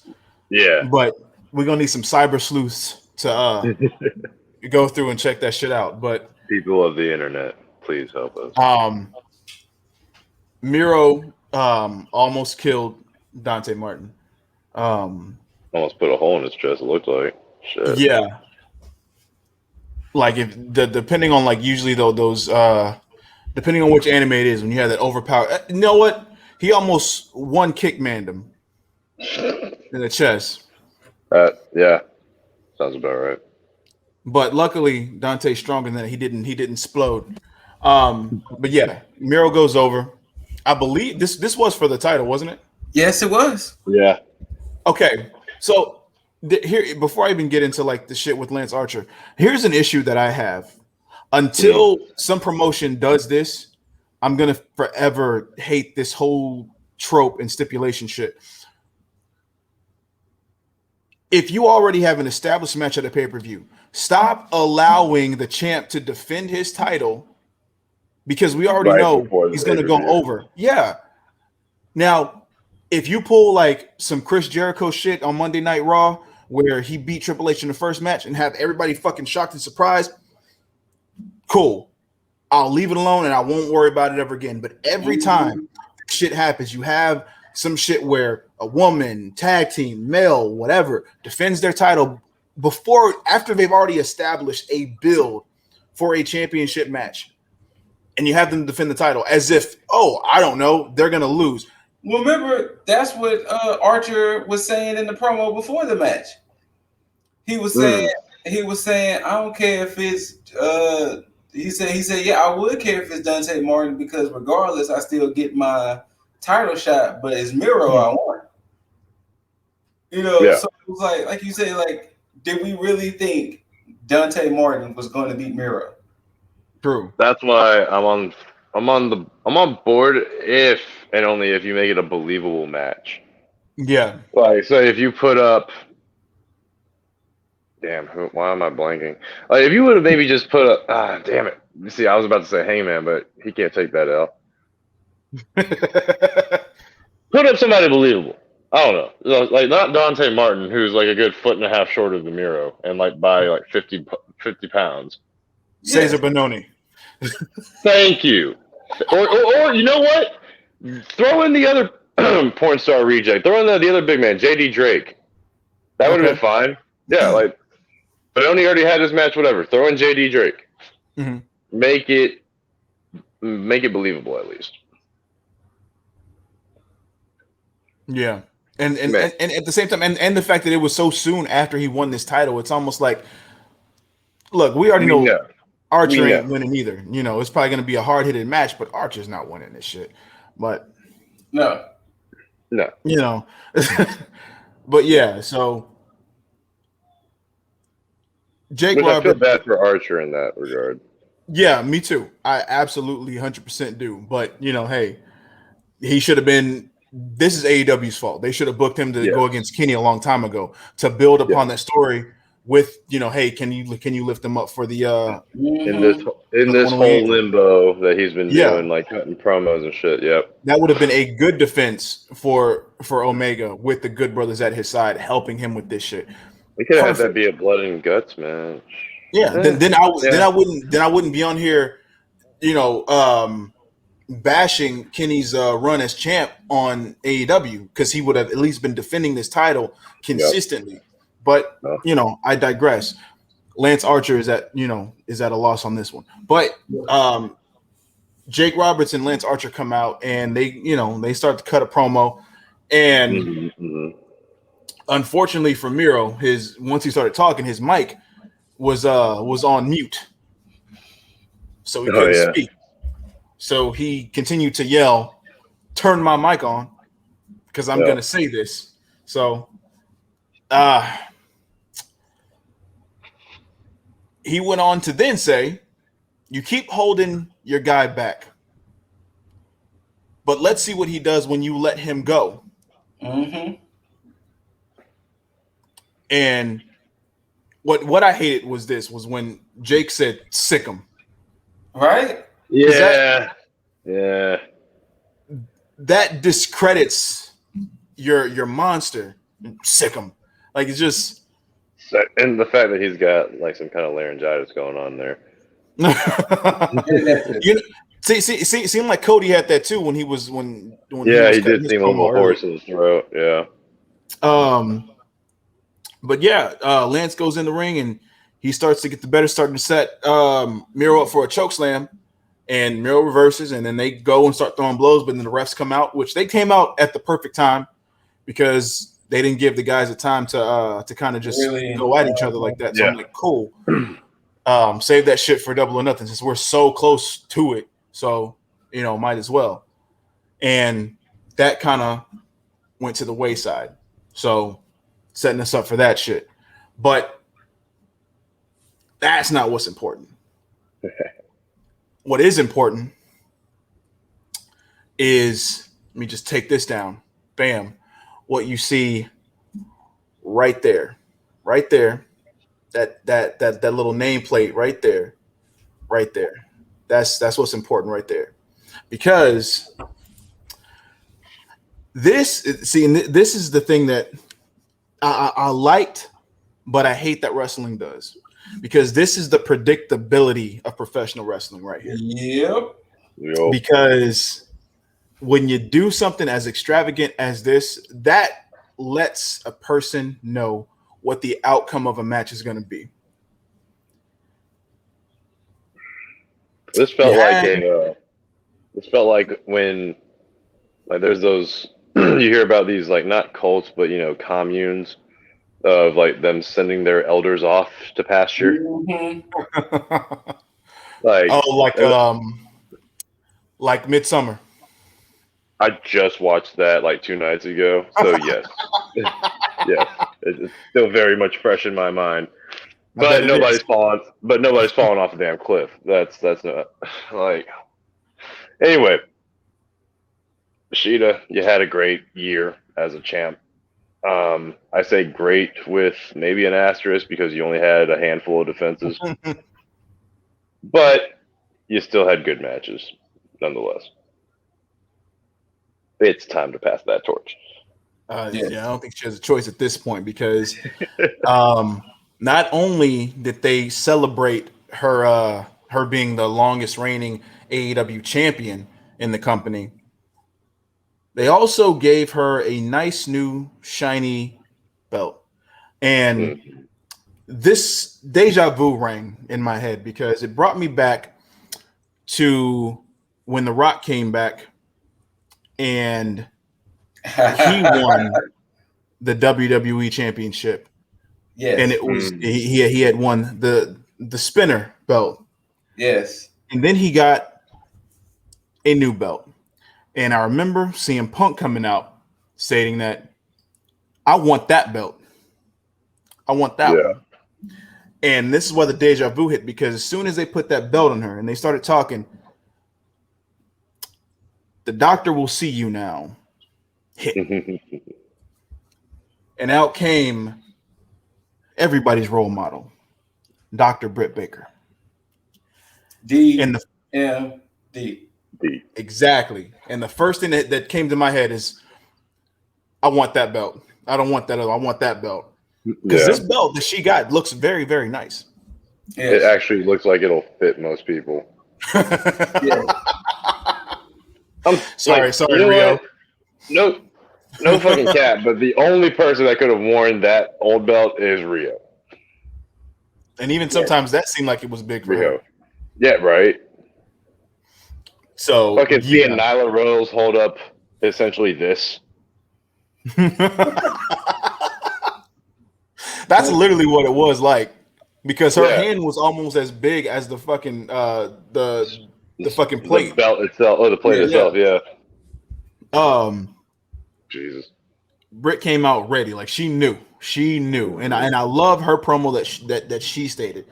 She said, I'm not going to take anything away from you. You have done well. You've been a good champ, but I misspoke when I said that I was going to be the face of the women's division. I am going to be the face of a new era. Ooh. And then she stated, so just like someone before me you had the era of 316, but when I win, it's going to be the era. And this is why I love that fans were in attendance, because then we got a chance to hear it audibly. DMD. If she wasn't supposed to win this match on Sunday, after that, she was definitely going to win. Yes. Yeah. I'm going to say this. Britt Baker had promo of the week.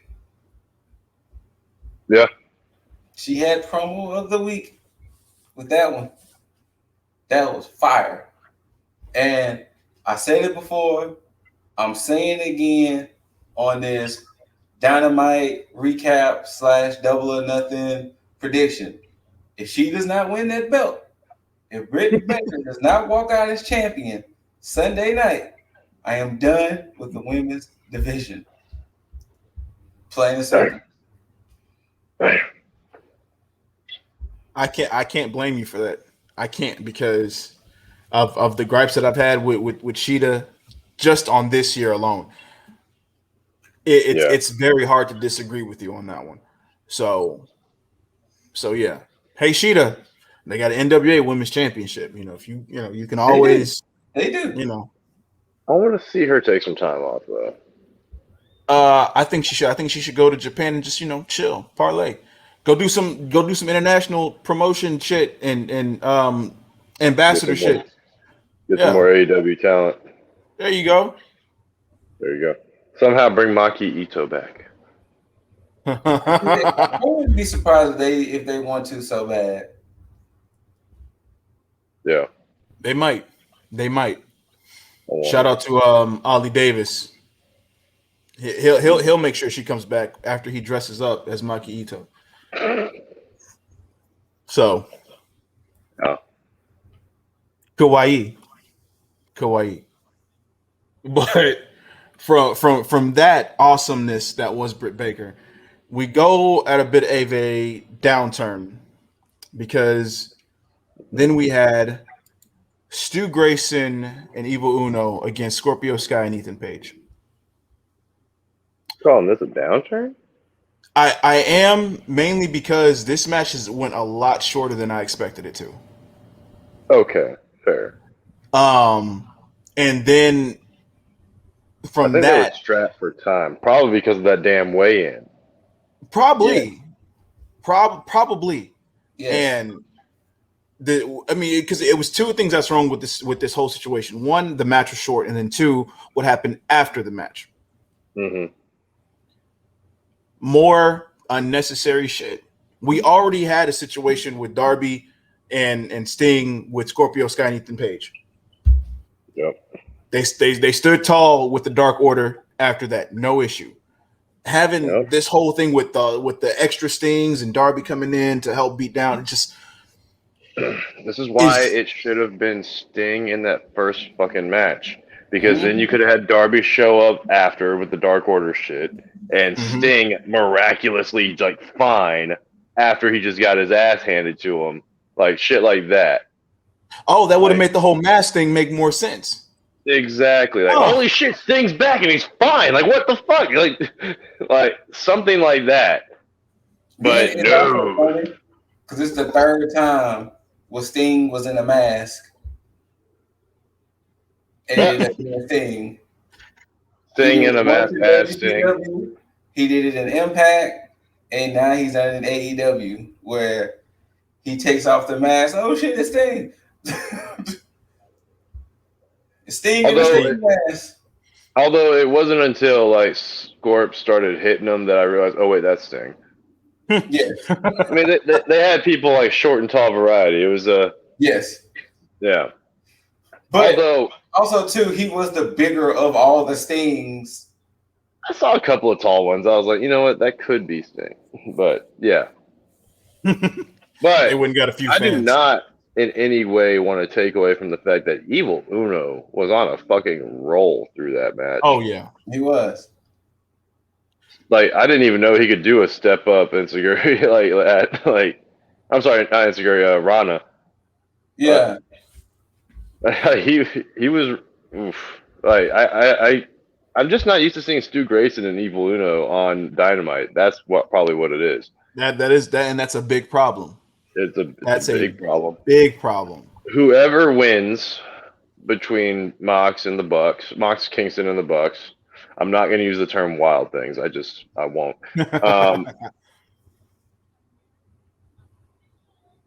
They got to go up against Uno and Grayson soon. I can see that. I would want to see that. I don't know if they're going to book it like that though. Just the Dark Order. I'm just going to say with Brody Lee there was just so much promise, like because it seemed like everybody wanted to please Brody. They wanted to step their game up to show that they could actually hang in the Dark Order. They can be a part of this organization, right? And that's where I feel like they kind of lost that. And that's one of the issues that I'm having with the direction that they've taken with this whole comedic thing. Because if you think about how shit was with John Silver and Reynolds, yeah, with Silver Reynolds, when how we praised the fuck out of their tag team matches, where just that flurry they did and the combination that they would do with just everything. And it's like we don't even like they're not even getting that time in the tag division on Dynamite like they used to get, you know. And that's why I want that whole Darby Allin thing to happen, because I think that seriousness is what's needed, to where it's like we can give that respect to them of the in-ring shit, because now it's just basically them just coming out and doing run-ins for whoever may need help at that point in time, instead of just getting them inside the fucking ring. Because just like Scoot just said, and it's just the fact that we just don't get it. I mean, with Evil Uno and Stu Grayson not being, because they used to be on Dynamite a lot in the beginning, weekly. And now they're just there. I think I've seen Evil Uno more so in like a suit and shit rather than in the ring. Right. Yeah. And that's crazy. That's more crazy. So, is it weird that I missed those little like random gremlins or minions that Uno had? Oh, creepers, yeah. Creepers. There we go. Like, when they would come to make the chair for him. Back. Yeah. I kind of want to wanted to bring that back. Not gonna lie. I mean, would we get that back though? Probably not. Probably not. But yeah. All right. Can we just get a new head of the snake? That's all I really need. I can agree with that one. I mean, whether it be Darby, whether it be what? Let it be Darby. Whether it be Darby or Hangman or for you know what? Sting. Just so he can stay out of the ring. Bars. Didn't mean for that to rhyme, but yeah. Bars. I mean, it is what it is, man.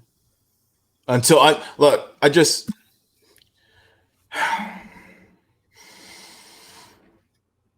justice for the Dark Order. Ooh. Damn, we're there. Is this our first AEW Justice? I don't think the women's division counts. So I think we got justice for that already. Yeah. We got justice for that. We just didn't get justice for the championship areas. So that's cool. But the women's division as a whole, perfectly fine. They don't need justice for that. But Dark Order at this point, and it's not their fault. It's not their fault. I think it's just it's very hard to just book something like that after the events of what happened earlier this year. Yes. So but still, justice for this is an unofficial justice for. I can't just because it's not like that. They're not in the same vein as like Charlotte, Nia Jax, Alexa Bliss. Yeah. Story for another day. Yeah, story for another day. But yeah, this bullshit happened, and so now, clearly, if you didn't know that Sting and Darby were going against Scorpio Sky and Ethan Page, you for sure got Yeah. an idea that the shit was happening this Sunday. So yeah, but we get into the meat and potatoes of what's supposed to go on at Double or Nothing. So before we continue, this is around the time the weather got bad. Oh. And right when they showed their vignette video, my lights went out and they didn't come back on until like 3 a.m.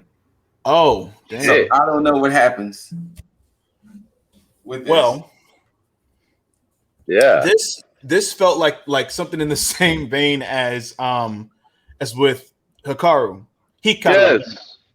Yes. So this felt like a send off. This definitely felt. I mean, I was expecting somewhere to hear like "In the Eyes of an Angel" playing, like,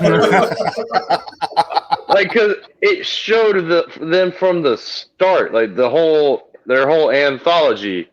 Oh, wow. And yeah, like, why? Unless they're going to be losing, why? Yeah, and you know, I hate that they did that whole little vignette for them, because if you had not seen the inception of Inner Circle and watched them kind of just go through, you would think like, oh damn, this group has been around, like they made some accomplishments. But you go back and you watch that and you realize that the only person that had a title in the Inner Circle is Chris Jericho. It was Jericho, and he had that title. What, a month, 2 months? Like because he had the title before fucking Dynamite was thing. So it's not like you won that Inner Circle. You won that on your own, and then you got the Inner Circle. So the Inner Circle in itself never really accomplished much, which is a very sad thing to say. So that vignette was definitely not necessary. It really showed the flaws of the Inner Circle, and that's a problem.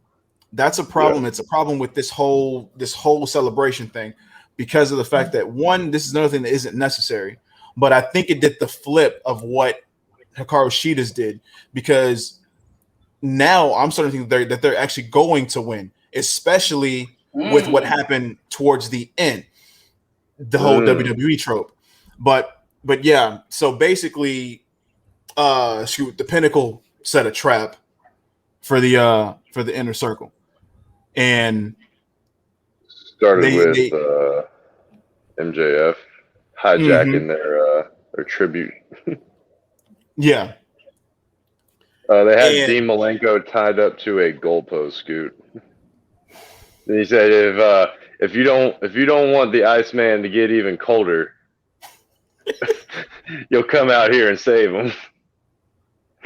Excuse me? MJF's words, not mine.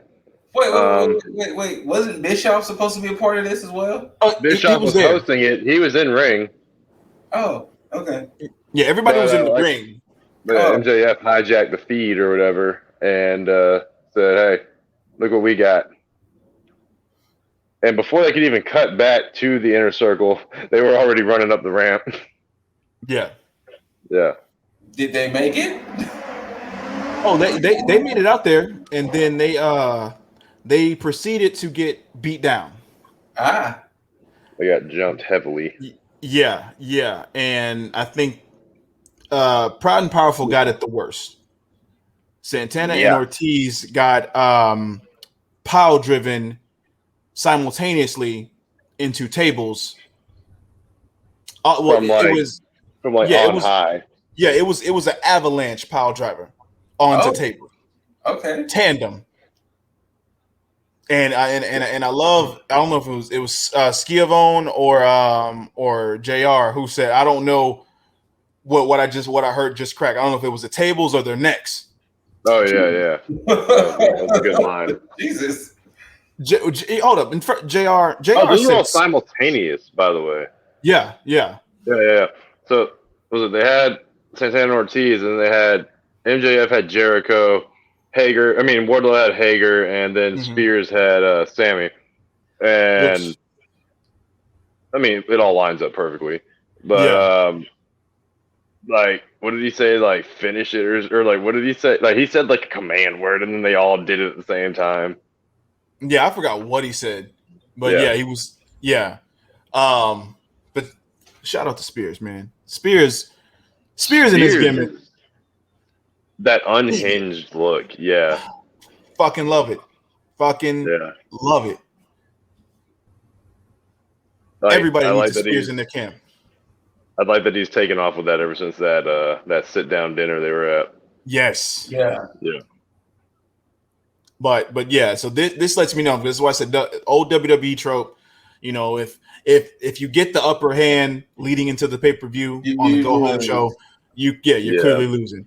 And the fact that even what I told y'all about Jericho and Fozzy going on tour in July, you still think the Inner Circle?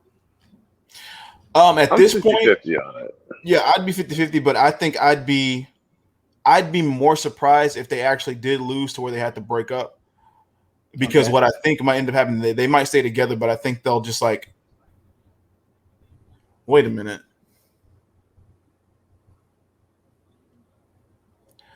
I know it's not AEW's thing,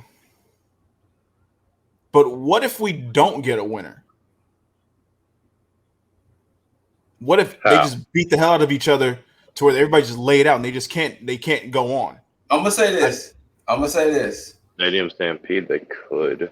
We had the exploding ring, exploding barbed wire death match fiasco. Yeah. We had the blood and guts fiasco. I don't think they want to go 3 for 3. True. I mean, it all depends on the effects at that point, then. So I think they're going to have a winner. Okay. I'm on the fence on, or I mean, I could go either way on this, on who wins. Like, but I guess we could discuss the more in depth whenever we get to the full predictions. I mean, this is true. I mean, at this point, there's really no point in. So basically, it ended with the Inner Circle. With the Pinnacle being on top. Yes. Oh, as MJF proudly proclaimed. Which, I mean, the whole segment felt rushed. This is why I keep thinking that it keeps going back to that weigh-in, taking way too much time. No, because like they were hauling ass up there to get to the ring. I mean to get to the field. Yes, Mr. Iceman was knocked out or whatever. But I mean, I don't know. They didn't even give time to react. They were already running. Yeah, and then right after these pile drivers, like MJF like gets everybody together and freaking Tully's hobbling along to get over there and they all do the whole hands in. Yeah. Like, yes, as long as you're on the pinnacle, you're always on top. He said that shit loud. Until you look up. But the problem is, then like right above that pinnacle. Yeah, because when you look up, you see the Scootical. There you go. So basically, the new slogan is: when you're in the pinnacle, you're always on top until you look up. Exactly. Ooh. Until Scoot. You know, he might get some pinnacle heat. They're gonna send the chairman after you, man. Oof. He can come. Oof. He can come. I mean, you know what? You might welcome it. And you know who else might welcome it? Jaeger, because he'll be hoping that Peyton Royce accompanies him. With Billy Kay. I ain't giving her back or them back.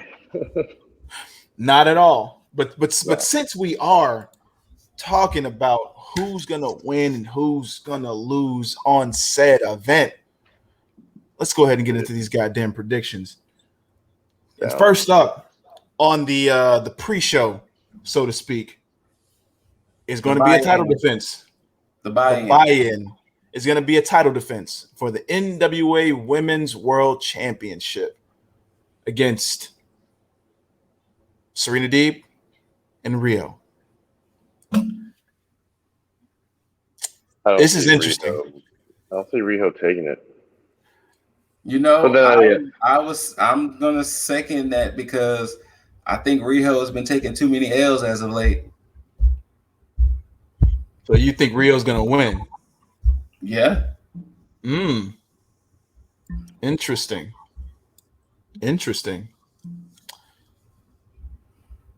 What about you, Jaeger? I want to say Deep takes it. I feel like we're gonna see someone else take that belt from Serena. Okay. Possibly Jade. Not sure, but I mean, Riho does like to do the underdog thing, so it's quite possible. But if you're gonna put my predictions up on a board, let's just go ahead and put me on the Serena Deeb category. Although I'm not mad either way. Yeah, I don't have a dog in this fight, so I can't really kind of predict what's going to happen with this one. But I will say where's this: your sense of adventure? Yeah. There's plenty of adventure. Is there just a time and place for that somewhere else? Oh no, it's here. It's here. Okay. And the reason I say this is because it's going to happen one of two ways. Rio would win in a one-up match, no problem. But I feel that judging by the last defense that Serena Deeb had with Red Velvet, if Serena Deeb does in fact win, she's going to solidify herself as a heel. I mean, yeah, Riho is like pretty much as babyface as you can get. That exactly, which is why that would make more sense for her to win using heel tactics to solidify herself as a heel against I like it. Little Rio. So who you officially going for? Deeb. By judging off of last week. So yeah. So I'm going with DB Deebs on this one. Next up, so and again, people, I'm putting these up here, but I don't know if this is the official order. But we got the matches, so deal with it. Yes. All right. Bucks versus Wild Thing. John Moxley. There needs to be an S at the end of that. I can't let them be Wild Thing. Oh. Like, why are they a thing? It's two people there. It's what was it like? What was that movie? Airheads, The Lone Rangers. Oh no, I was thinking about the movie Wild Thing. Yeah, that too. No. Kind of like how you said the group can't be Wild Thing when it's two. Just like the movie Airheads, they was called the Lone Rangers when it was three of them, and they kept making a reference of that in the movie, saying, "How are y'all the Lone Rangers when it's three of y'all?" How can y'all be wild? That's a very good point. Yeah, you're right. Yeah. That's a very good point. That's like what Baron Corbin having the Knights of the Lone Wolf. Yes. Hey, make it make sense. Anyway. I think we're all universally in agreement on this one. Wild Thing. Wild Things. It would be a Wild Thing. Wait. This caught my attention. Huh. Okay. Oh, with the Elite? Yeah. So you think there might be some chicanery going on? Yep, I think there may be some chicanerous deplorables happening. I'm sticking with it because I think with that being the case, they're gonna make it difficult for Mox and Kingsland to win. Yes. Yeah. But I think this is going to show how tough Mox and Kingston are. Because just in the same promo that Mox said, I want those belts. I need those belts. Yeah. Mox gonna get those belts.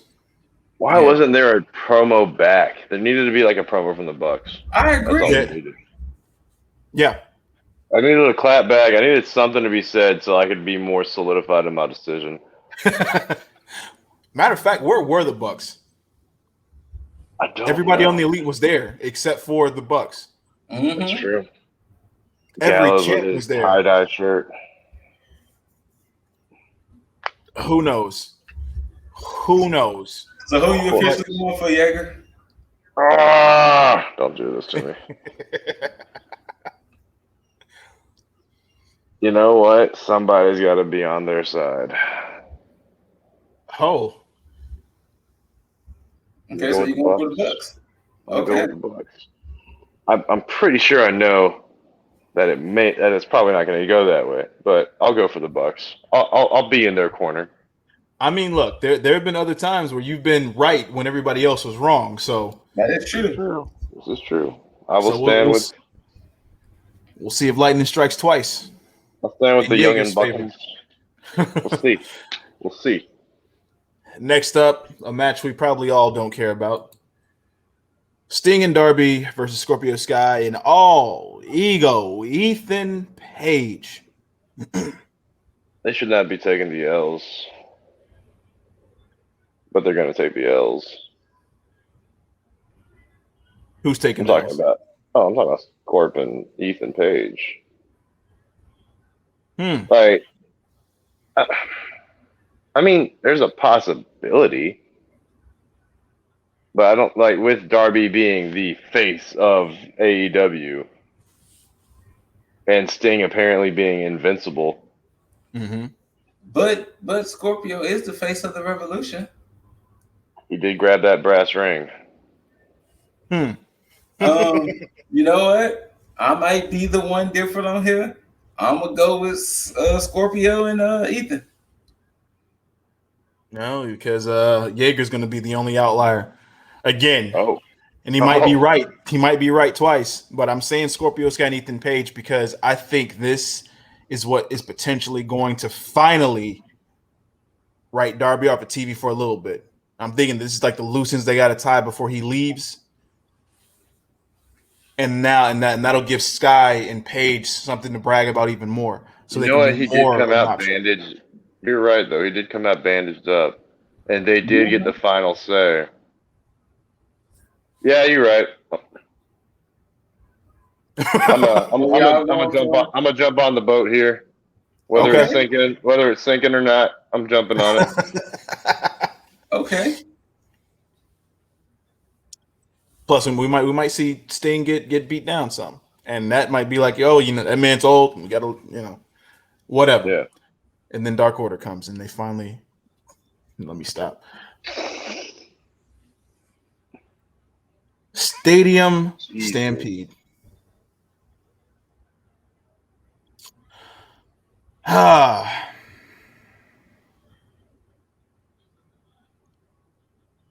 I have to go with my slight gut on this one. I gotta say, Circle's gonna win.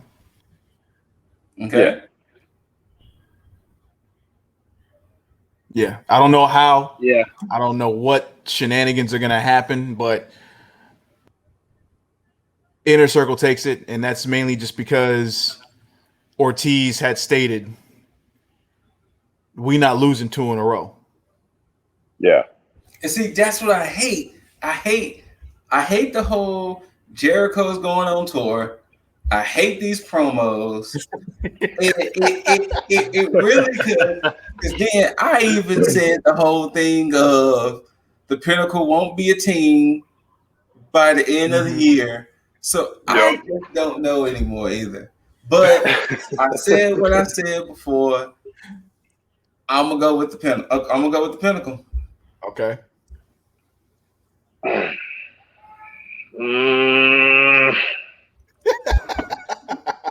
Why y'all put me in these positions? I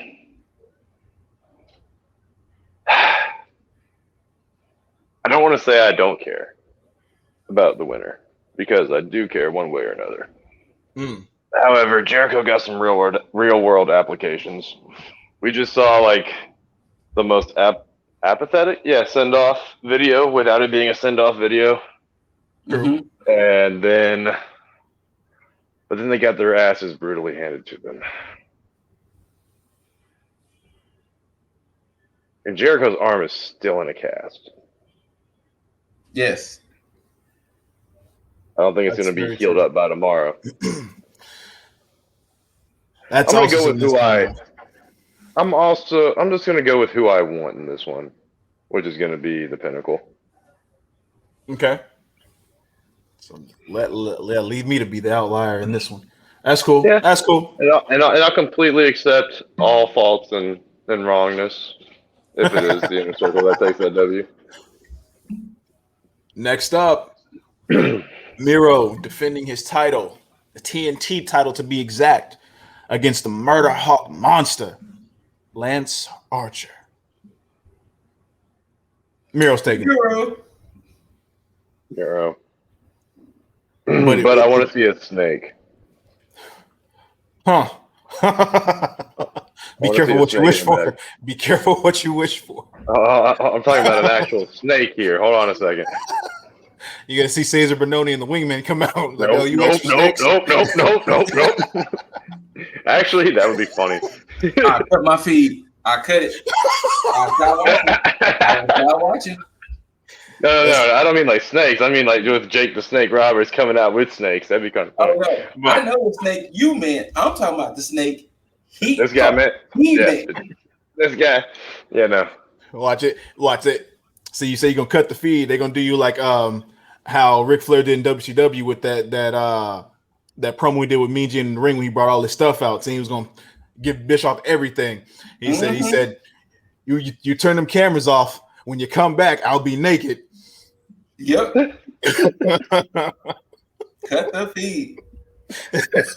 You know what? Right when you cut the feed, it's gonna like freeze, so it's like you're stuck there in a limbo. Like you can't exit out, and you can't just like just short of like restarting your phone or restarting whatever you're watching it on.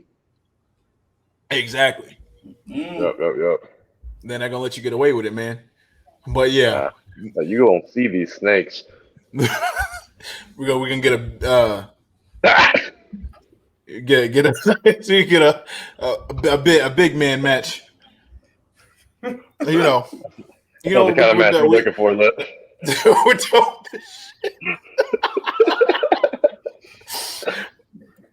Hangman Page against Brian Cage for the not FTW championship. I'm taking Hangman on this one. Yeah, Hangman. It'll be it'll show a good showing by Brian Cage. I think this will probably be a sleeper match. Yeah. I'm predicting Team Taz to attempt to come out. Yeah. Or maybe they do come out, and then Christian Cage shows up. And then Ethan Page will come out to jump on Christian Cage. And then on Dynamite, we'll finally get that Cage and Page versus Cage and Page. With a special guest referee, Nick Gage. And special ringside enforcer, Diamond Dallas Page. There we go. Oh, wait. Swap that. DDP as the ref, and then Nick Gage as the enforcer. But you got to remember, this match has to take place in a steel cage.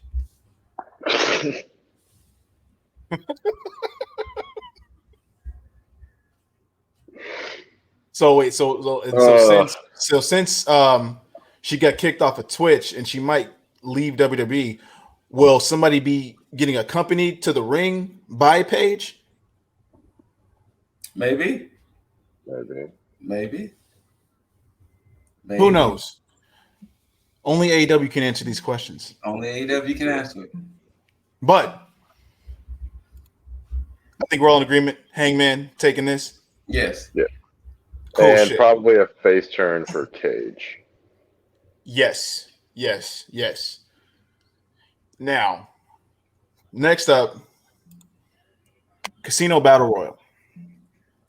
I'm not going to even try to guess this one. There is a lot of irrelevance in this match as far as those who could potentially win, because it's a lot of tag teams in this match. Yeah. If you don't mind, who's all in it? Well, starting with the very first two people who could actually potentially win this, Christian Cage, Powerhouse Hobbs. Okay. Those, I mean, clearly they were on Dynamite, so my vote is for one of them winning. But either way, Matt Sydal, Penta El Zero Mero, Jungle Boy. He showed up on Dynamite. Who did? Penta. Because Pac was getting his ass beat. Oh yeah, he did pop up. Yeah, Penta and Fenix. Yeah. Jungle Boy, Matt Hardy, Mark Quinn, Isaiah Cassidy, The Blade, Evil Uno, Colt Cabana, Boom Boom, Preston Vance, aka 10, Griff Garrison, Brian Pillman Jr., Max Caster, Anthony Bowens, QT Marshall, Nick Camarado, Dustin Rhodes, Lee Johnson, and TBA. Either TBA, Christian, or Hobbs is winning this match. That's where I'm at. Yeah. So since the winner of this is probably irrelevant because they're going to go into a feud with potentially Kenny and probably lose, I think the real question is, who's that question mark in that TBA section? Many people keeps thinking it's going to be Andrade. And I would have believed that. I second that. Yeah? I second that because of his I think his Instagram post maybe last week where it showed him in the gym and he's getting ripped. So he's gearing up for some type of in-ring return. Didn't he sign with CMLL for that AAA title or no? I don't know if he signed with anybody yet. You know, but we can easily find out. We can see if he's signed right now. If he's not signed, then that's a very possible outcome. All I know is that anytime I've tried to predict who the hell is that mystery person, it's someone out of left field. That is also true too. Yeah. What was the last Casino Battle Royale? Was what? Ethan Page? No, Ethan Page was on the Face the Revolution. Oh, there you go. The last Battle Royal wasn't Matt Sydal. You're right. You're right. No. Yeah, he slipped up, but he didn't win that match though. No, he didn't win. Probably because of that slip. Let's see. Right now. Oh. Oh. No, I don't think he signed a AAA, but I mean that's the only thing that he has so far. It's AAA. Okay. I'm gonna pick a winner and I'm gonna just say Christian Cage. I'm gonna still throw it up to one of those three. Just because I don't want to predict a winner out of like a 21 person match. So you think Andrade is going to be the? Well, upon hearing that he is now not signed anywhere, yeah, it's a possibility for sure. Mr. Deasley, who you got? Oh, he's reading something. I know, right? That or we lost him. Oh, we might have lost him. Yeah. Oh shit! I was saying because he looked deep in thought. He was like, "Whoa!" I think that was the most focused I had seen him for a minute. Casino Battle Royal. Oh shit! He looked like he was in thought. He was the man on the stream here.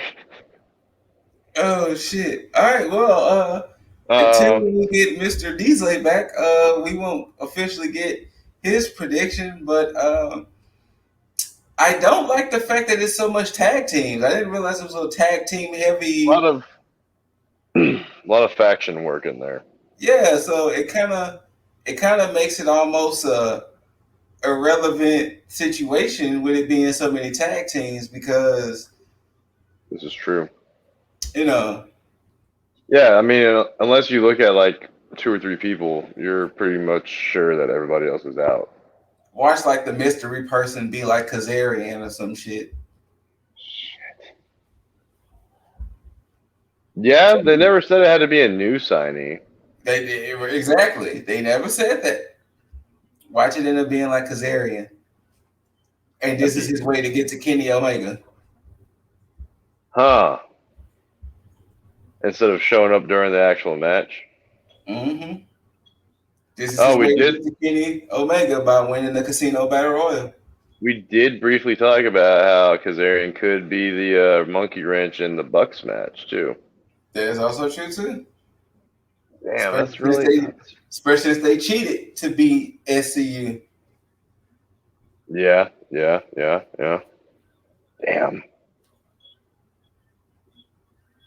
I think there was only one other match, wasn't there?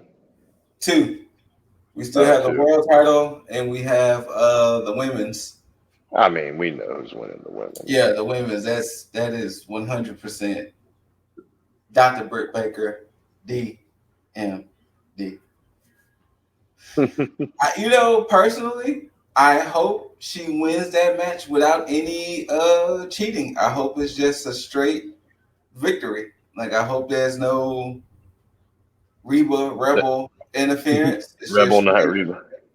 It's just straight Britt versus Sheeta. I'd like that. Yeah. So I mean, we gotta wait for Mr. Diesel to get back, I guess. Yeah, because I mean, he has to give his prediction on it, but I don't know. He was so deep in thought over there, like he was focused. He's like, hold on. He's like, let me get back to y'all real quick. Like, did he discover something about the battle royal that he wasn't supposed to find, and they just cut his feed? Damn, AEW. I thought y'all were at WWE. What happened? Like, what happened there? His feed just cut. It did just get cut.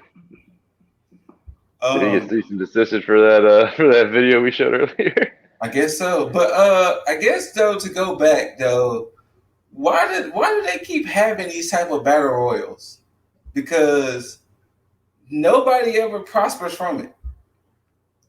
I guess just a showcase. Because Lance Archer won one, didn't he? Yeah. Nothing happened. Brian Cage won one. He took on Moxley. That was a good match. But I'm saying, but he didn't win. Like,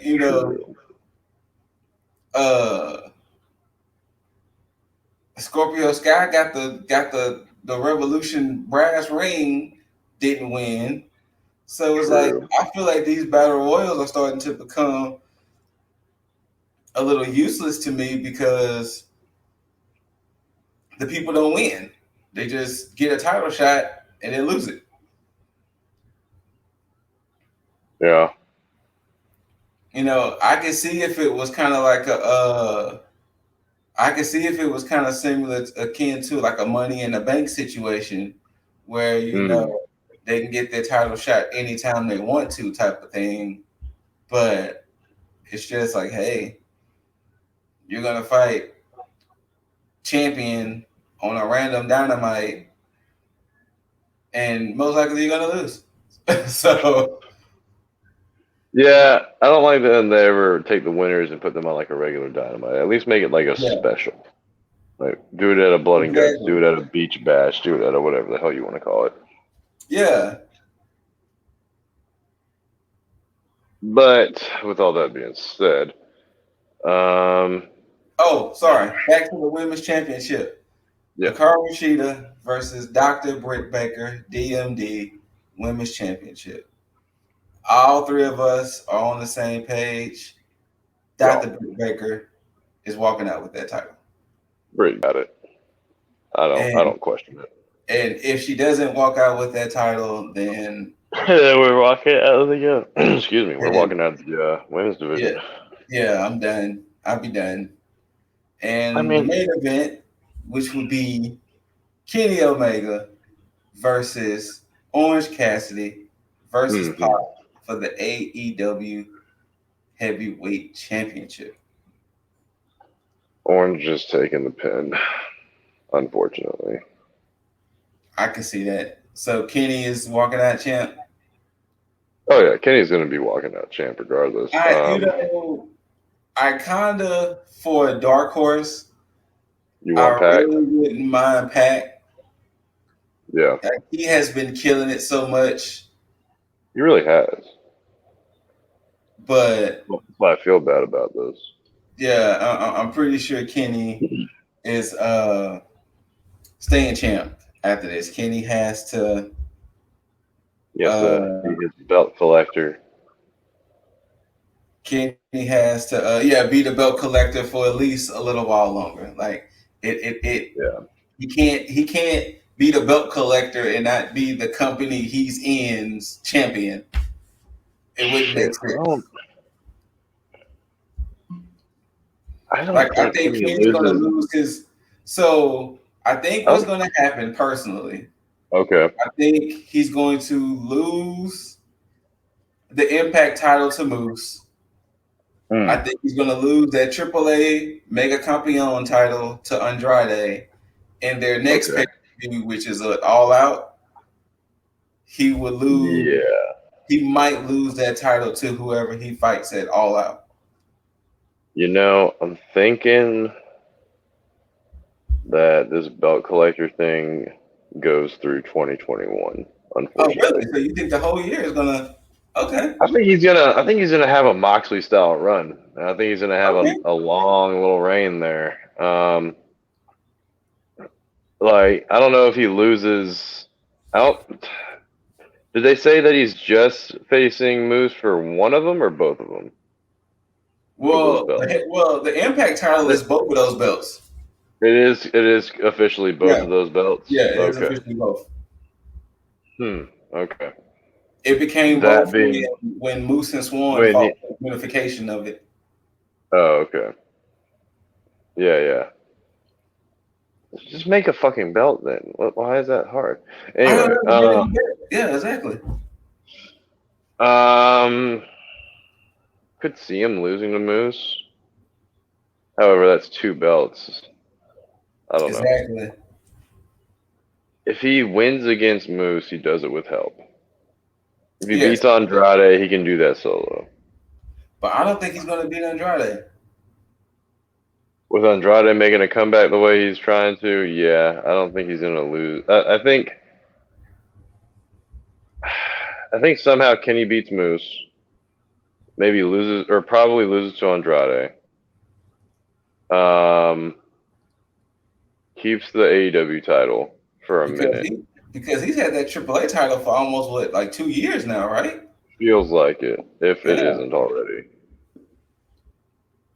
So yeah, he's going to have to give up that AAA title soon. He just got that double title from TNA. Exactly. Impact. I guess it'll be the thing of how can he beat Moose? Oh, that'll be simple. You just get the Bucks or the Good Brothers. The Good Brothers, thank you, to help him there, especially Gallows. Somehow the ref gets knocked out, and then they both help out, and they get him up for One Wing Angel. Yeah, kind of like they did to what was that, Archer? Yeah. Yeah. How they assisted him to get him to do the One Wing one. Yeah, so I can see that. I could see that. That they beat him up, and then Don Callis does his Don Callis bullshit, and boom. Yeah. Now that I think about it, I don't think Kenny has a submission move. They could invent a new move for Kenny for his workaround on Moose. They could. I don't see Moose tapping out to Kenny, though. Unless Kenny hits him with a shitload of V-triggers. That's also a thing. Unless he just hits him with such an ungodly amount of V-triggers to where it has no choice but to put Moose down. But yeah, I can see the whole. Or I wouldn't be surprised if once again Don Callis, this match is a no disqualification, anything goes. Oh, pulled that out of nowhere. Yeah. Yeah, and that way that definitely give Gallows and Anderson the green light to definitely interfere. True. So, but like you said too, it would be an interesting thing to see the belt collector thing continue for the rest of the year. I just can't. If I can't see him losing it yet.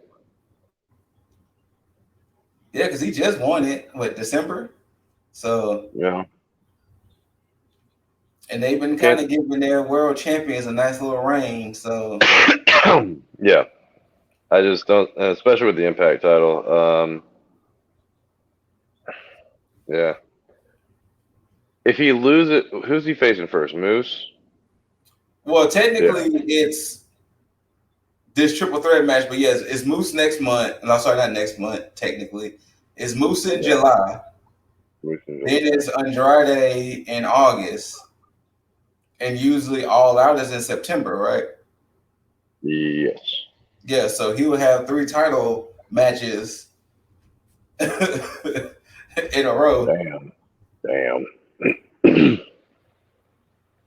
If he loses to Moose, he beats Andrade. If he beats Moose, he probably loses to Andrade.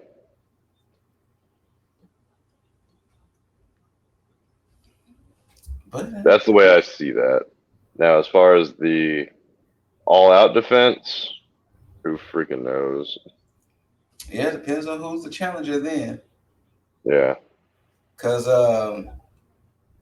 with this match here, we should be watching more Impact. I know, right? Like, especially because he's their champ right now. Because the way I see this match going Sunday, I can see that age-old thing of Pac might think he beats Orange Cassidy, but then Kenny sneaks in, does something, and then Kenny pins Cassidy. And boom, that's how he'll keep the belt Sunday. I could see that. Like, Pat goes for the black mass, and then Kenny yanks Cassidy out, so he just falls flat. And then plus two, Pat just knocks himself out from it. I mean, plus 2 with triple threat rules, Gallows and Anderson. I mean, I understand that Death Triangle will interfere if Gallows and Anderson interfere. More than likely. But still, triple threat rules, interference is going to happen. Oh, yeah, as usual. Interference is a must, so it's going to happen. It's just a matter of how is it going to play out. But Kenny's walking that champ. But even though I really want Pat. 1 second. I'm seeing okay. When was this? Damn. That's a minute. What happened? Sorry. No, Dizzle just hit us on the chat a second ago. Power tripped. His modem's turning back on. So hopefully he can get back in here. So before he gets back, this is what really happened, people. He was studying that Battle Royal. Since we're still technically on the subject, he discovered something he wasn't supposed to see. Probably. And he just boom, tripped his power. You probably saw a spoiler somewhere on the AEW website. I think that's what happened. I think he saw something he wasn't supposed to see.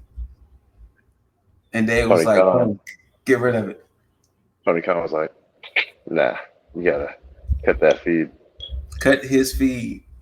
And that's what happened. They cut his feed. Can't let him broadcast. They cut his feed because he discovered some secrets he wasn't supposed to see. They was like, no, you have to wait till Sunday like everybody else. But no, he wanted to scoop early. And this he wanted to get this. You see, he should have left that scoop to you to get, man. Exactly. Because then my feed wouldn't have cut. Or if my feed would have cut, it would have been okay. I mean, we're still okay. Oh, no, we're still okay because we're still on the recording. So, we just basically going to just hijack the show until he shows up. And then, which is kind of funny because we went through the rest of predictions ourselves. So, it'll just be getting his own opinions and what he thinks. But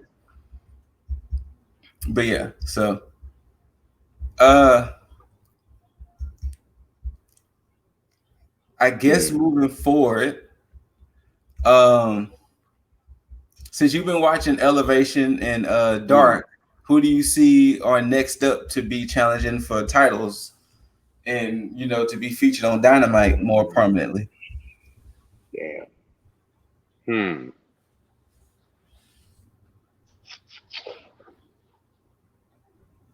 The factory is starting to, I don't know, gain some traction, I guess, but I don't see them really getting out of Elevation for a minute. Yeah, Elevation's that like in between stage between like of Dark and Dynamite. Mm-hmm. I was kind of smirking that I was a little right on that one. Yeah, but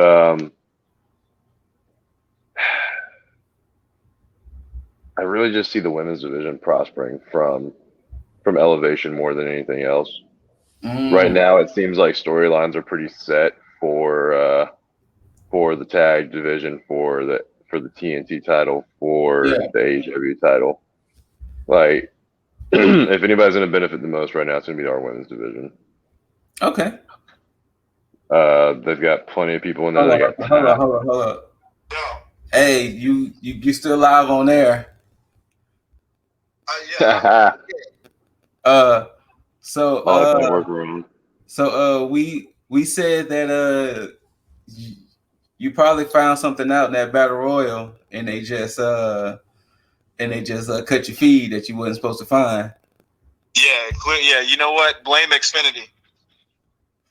Damn. Blame Xfinity. What happened was, I guess you're right. Maybe I did see who was supposed to be the TBA question mark, and they were like, nope, you can't have that on air. So Xfinity was like, nah, cut that shit right now. They didn't take into account that the shit would still be rolling and y'all two would be taking over. Yeah. So I tried to let myself back in through my phone, and it said no. The host has to add you back, and I can't add myself back if I'm not able to do that shit. So I heard that. Hold on. Very interesting. But since they don't want me to be great, I can go ahead and give my kind of predictions on what I thought would possibly happen. Okay. Cody Rhodes and a go-go. Oh yeah, we forgot about that match too. Yeah, we forgot about Cody and a go-go. We sat here and talked about the rest of the show and forgot about Cody and a go-go. I mean, it's easy to forget about a pretty forgettable match. I want a go-go to take it. Go-go was going to be the one to take that. I want a go-go to win. Cody has no reason. Yeah. Like we're really cheering against the American Dream, right? Yes, because the American Dream is for those who are from a foreign land to come in. They come to achieve the American Dream. So, in order for a go-go to go over and become something in AEW, he has to overcome what is known as the American Dream and the embodiment of one Cody Rhodes. Ooh, makes sense. I like that. Makes sense. What else? Oh, wait, we got. Did you have your final prediction for the Casino Battle Royal? I'm going with Hobbs on that one. Hobbs, okay. Okay. I say Christian or TBD. Hikaru and Britt Baker. Yeager you got to go with DMD. Yeah, we all said Yeager and I said that. We said DMD hands down. For sure. Yeah, that's no question. And of course, for the main event, the triple threat, that goes without saying. It's going to be Omega. I would be surprised if Omega lost. I think that would probably be the shock of the year for me because I would have not expected it. But yeah, it'll be a good showing for Cassidy and Pac, but Omega is ultimately winning it, and it's probably going to be due to a shitload of shenanigans. We was kind of hinting at that it was going to be some shenanigans. Yeah. I mean, you got factions in each camp. You got Death Triangle, you have Best Friends, and you have the Elite. Yes. Everybody's getting involved. Everybody. What we were throwing out as teasing around Dizzle is that What happens after this match with Kenny? Like, where do we go with him and Moose? Where do we go with him and Andrade? Are we predicting? What are we predicting on those wins and losses columns? Well, I think that's why I believe Andrade is going to be that TBA. Okay. Because I think he's going to play a factor in all this.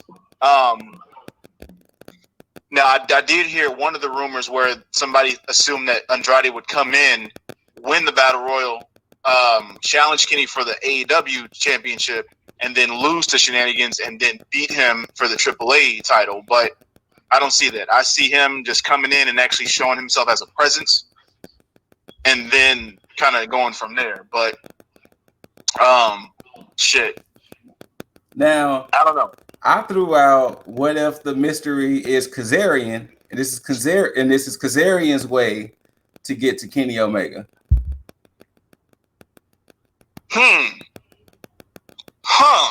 Yeah.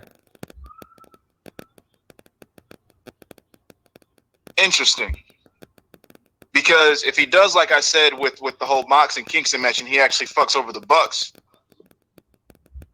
and then go depending on where that match lies, whether it's before or after the Battle Royal, then yeah, then I if it is Kazarian, just for the storyline alone, I'd have to give it to Kazarian, just for the sake of getting the shot.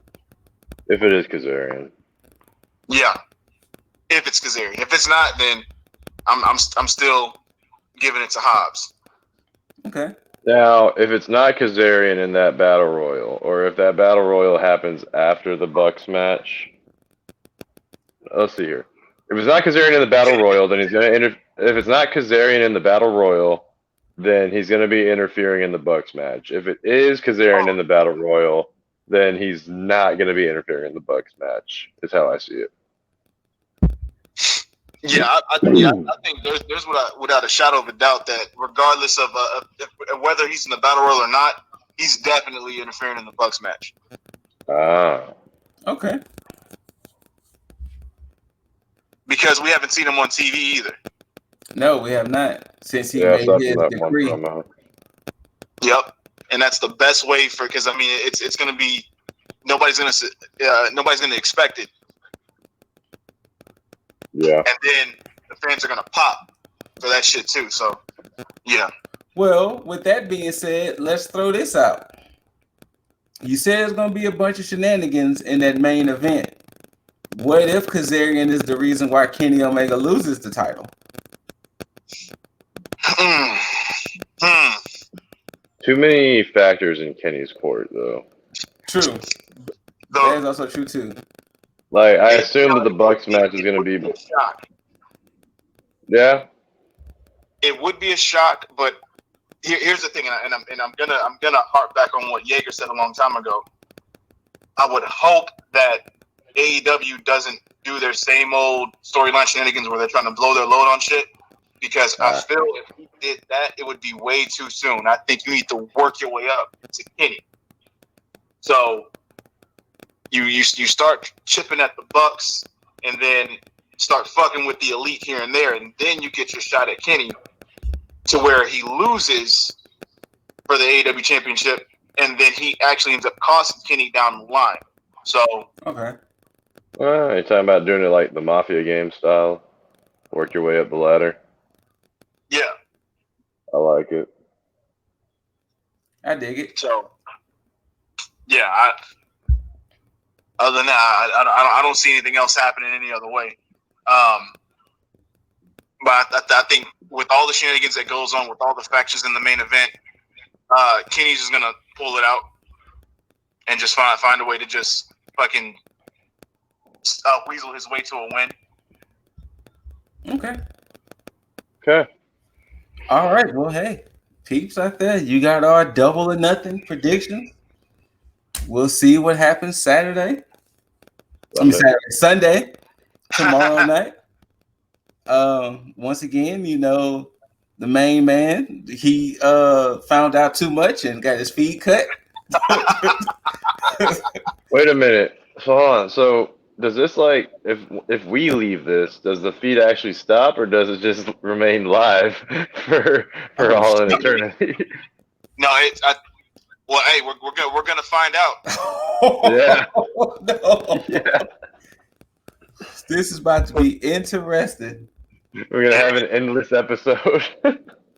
Well, with that being said, we'll do it differently.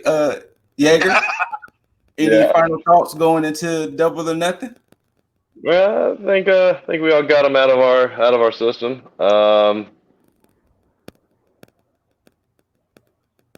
Red Velvet though. Forgot to call that out earlier during the weigh-in. That was like the only thing I was really paying attention to. But yeah. Mr. Dizzle, any final thoughts going into Double or Nothing? Yeah. AEW. Make Sting and Darby lose. I love Darby. Awesome, always. Sting, love the legend, but they need to come off the TV for a little bit so they can join the Dark Order and reinvent the Dark Order. Miro needs to fucking like come out this looking like an even bigger Murder Hawk monster. Period. Okay. AEW, do some shit with that FTW championship. Simple as that. Yeah. Simple as that. Don't make any match that doesn't need to have too much time.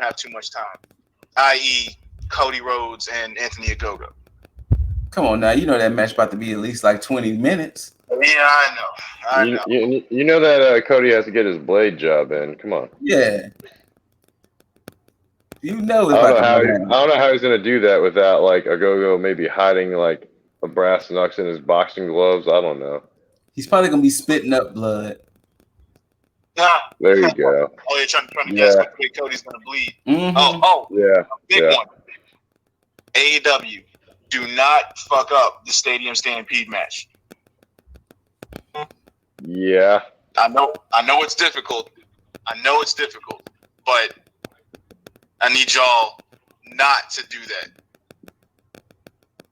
Make that shit end on a fantastic note. And we're back. Hey! They didn't want me to be great. You see that? Look. Hey! We got him back, peeps. I wasn't happy. I wasn't happy with how they did me. No. That's what happens when you dig around. You know, they discover stuff shit they shouldn't have, yeah. Right? But yeah, I mean, hey, look, see, now I get to leave on a good note. We just mixed that nice little part where I could have been in here. I'm not sure. I don't know if I froze up or if my screen just went away. It showed you like looking at your screen. It looked like you were so deep in thought. Like you looked like whatever you was looking at was serious. Because Jaeger called it out, and you looked like you was serious. Huh. Well. All right, cool. My final prediction and final thoughts: Dr. Brick Breaker, DMD. That's Well, I mean, it technically is right there. Oh, look, yo, Scoot killing it with these damn aliases. Yeah.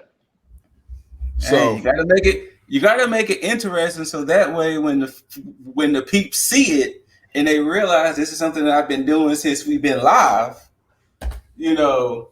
Since we actually been doing video, they could be like, "Oh, the continuity that this man is a different alias every time." Like I said, they're gonna start taking polls and bets to like, when is he gonna run out of names to use? Never. Unless wrestling about to stop today, never. The show is based on current events. It's gonna keep going rolling. True enough. Well, yeah. Well, since we went through that whole spill, Scoot, let these mother effers know where they can find you. At the Scouticle, baby. That's what you can find me. No binoculars, no telescopes, or anything can see that high up where I'm at. But that's where you can find me. Oof. Past the that's heavens. Where you can find me. But I guess you can find me on IG, Twitch, TikTok, YouTube at the ScooterRay. But usually, see how my arm is not in the frame? That's just how high up I am. To let people know. So high, it's out of frame. So of the high universe.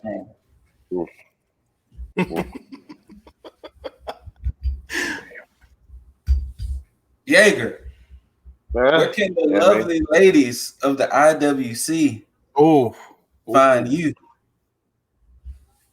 You can find me right there. It's coming up on the crawl. Oh wait, it's also the name. I don't know. I might get clever with that, but I feel like that's just gimmick infringement.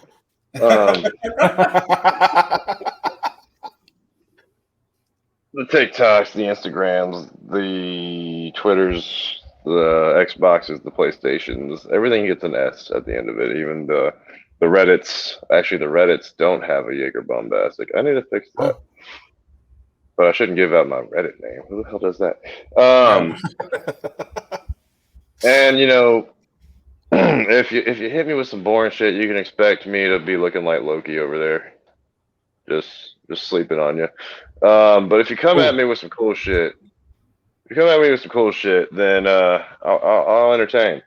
But if this person here just sends you to the hospital because or maybe some malpractice because you came at him with some smoke, I think there's really only one person that can really help you in that case to make you feel better, to make you feel good about yourself again, and that'd be. You're looking around for him, but it's yeah. Oh shit. Yeah. I guess he's right. The Lord himself. The Mr. Prince of Positivity. Ooh. That is a moniker that I think the purveyor. I like that. I may have to start using that. That's getting up there. But yeah, if you need some inspiration from the now pronounced purveyor of positivity, you can find that shit at Lifestyle One Up. All of your podcast platforms that you want to listen to this shit on, go for it. Just search it. I'm Googleable. Google it. Yeah. But outside of all that shit, that's later. That's if you really need to go look for that positivity. But if you want to shoot the shit, if you want to just have fun, send me some funny shit, whatever. It's right. Wait, let me, because y'all get that shit right so well. I don't. It's on this side. Yeah, right here. This shit. There you go. Bam. There you go. It's at the Lip Deasley on your IG, on your Twitches, on your Twitters, on your TikToks, all that good shit. Soon there will be a tag IG, and you'll be able to check out all that shit on there as well. So then you will never know who will be responding to you up until we respond to you. Oh no! You'll know it's me. Oh, you'll know because look. You will know. Scoot has the social media stuff on lock. You will know it's me responding to you. He will get to you faster than Xfinity and AEW got to me when they cut my feed. So the spice will be there. You will know it's me. Yeah, hitting you with the spice rack. Trust. you know when that tag IG pops up, I'm gonna most likely move the Scoot breaks to there, so that way it can be shared on there. But then the gentleman down at the bottom, Mondays and Tuesdays, he gives you the elevation, evaluation, and Jaeger After Dark. Definitely got to check out those on the tube. I'm thinking about making After Dark like an 18 and up. Don't know how yet. We'll figure it out. I'm not gonna do some Peter Avalon shit, but we'll figure it out. Are you trying to be the newest member of the Wingman? Not at all. I do not have that porn star look. Or at least he's I hope waxed, and ready for a hot boy summer. First of all, there is no waxing there at all. Hey, you know what? We usually do this with Lip Dizzle, but I saw you on TikTok showing off your abs and everything. Shit. You might be trying to look for a hot boy summer there, Jaeger. Look. Hold on a second. I gotta go to the book. Look, the only hot boy summer I'm trying to have is like Joey Janela's, and if I remember that correctly, he said, "What was this? I don't want a hot boy summer. I want a bad boy summer." I'm talking skinny marks. I'm talking tanning on the beach. And I'm talking about beautiful women sucking on my nips. Fuck out of here, Joey Janela. What the fuck kind of shit was that? Beautiful women sucking on my nips. On my nips. I don't even like that shit. Like, but it just sounds good, you know? And with that quote, you people are too sweet, my bros. Bada, bam. And as always, to you beautiful mother effers, until you hear these luscious voices and see these handsome faces, which will probably be on Monday after we do some type of review of Double or Nothing. Most likely. Yeah, probably. Until next time. Tag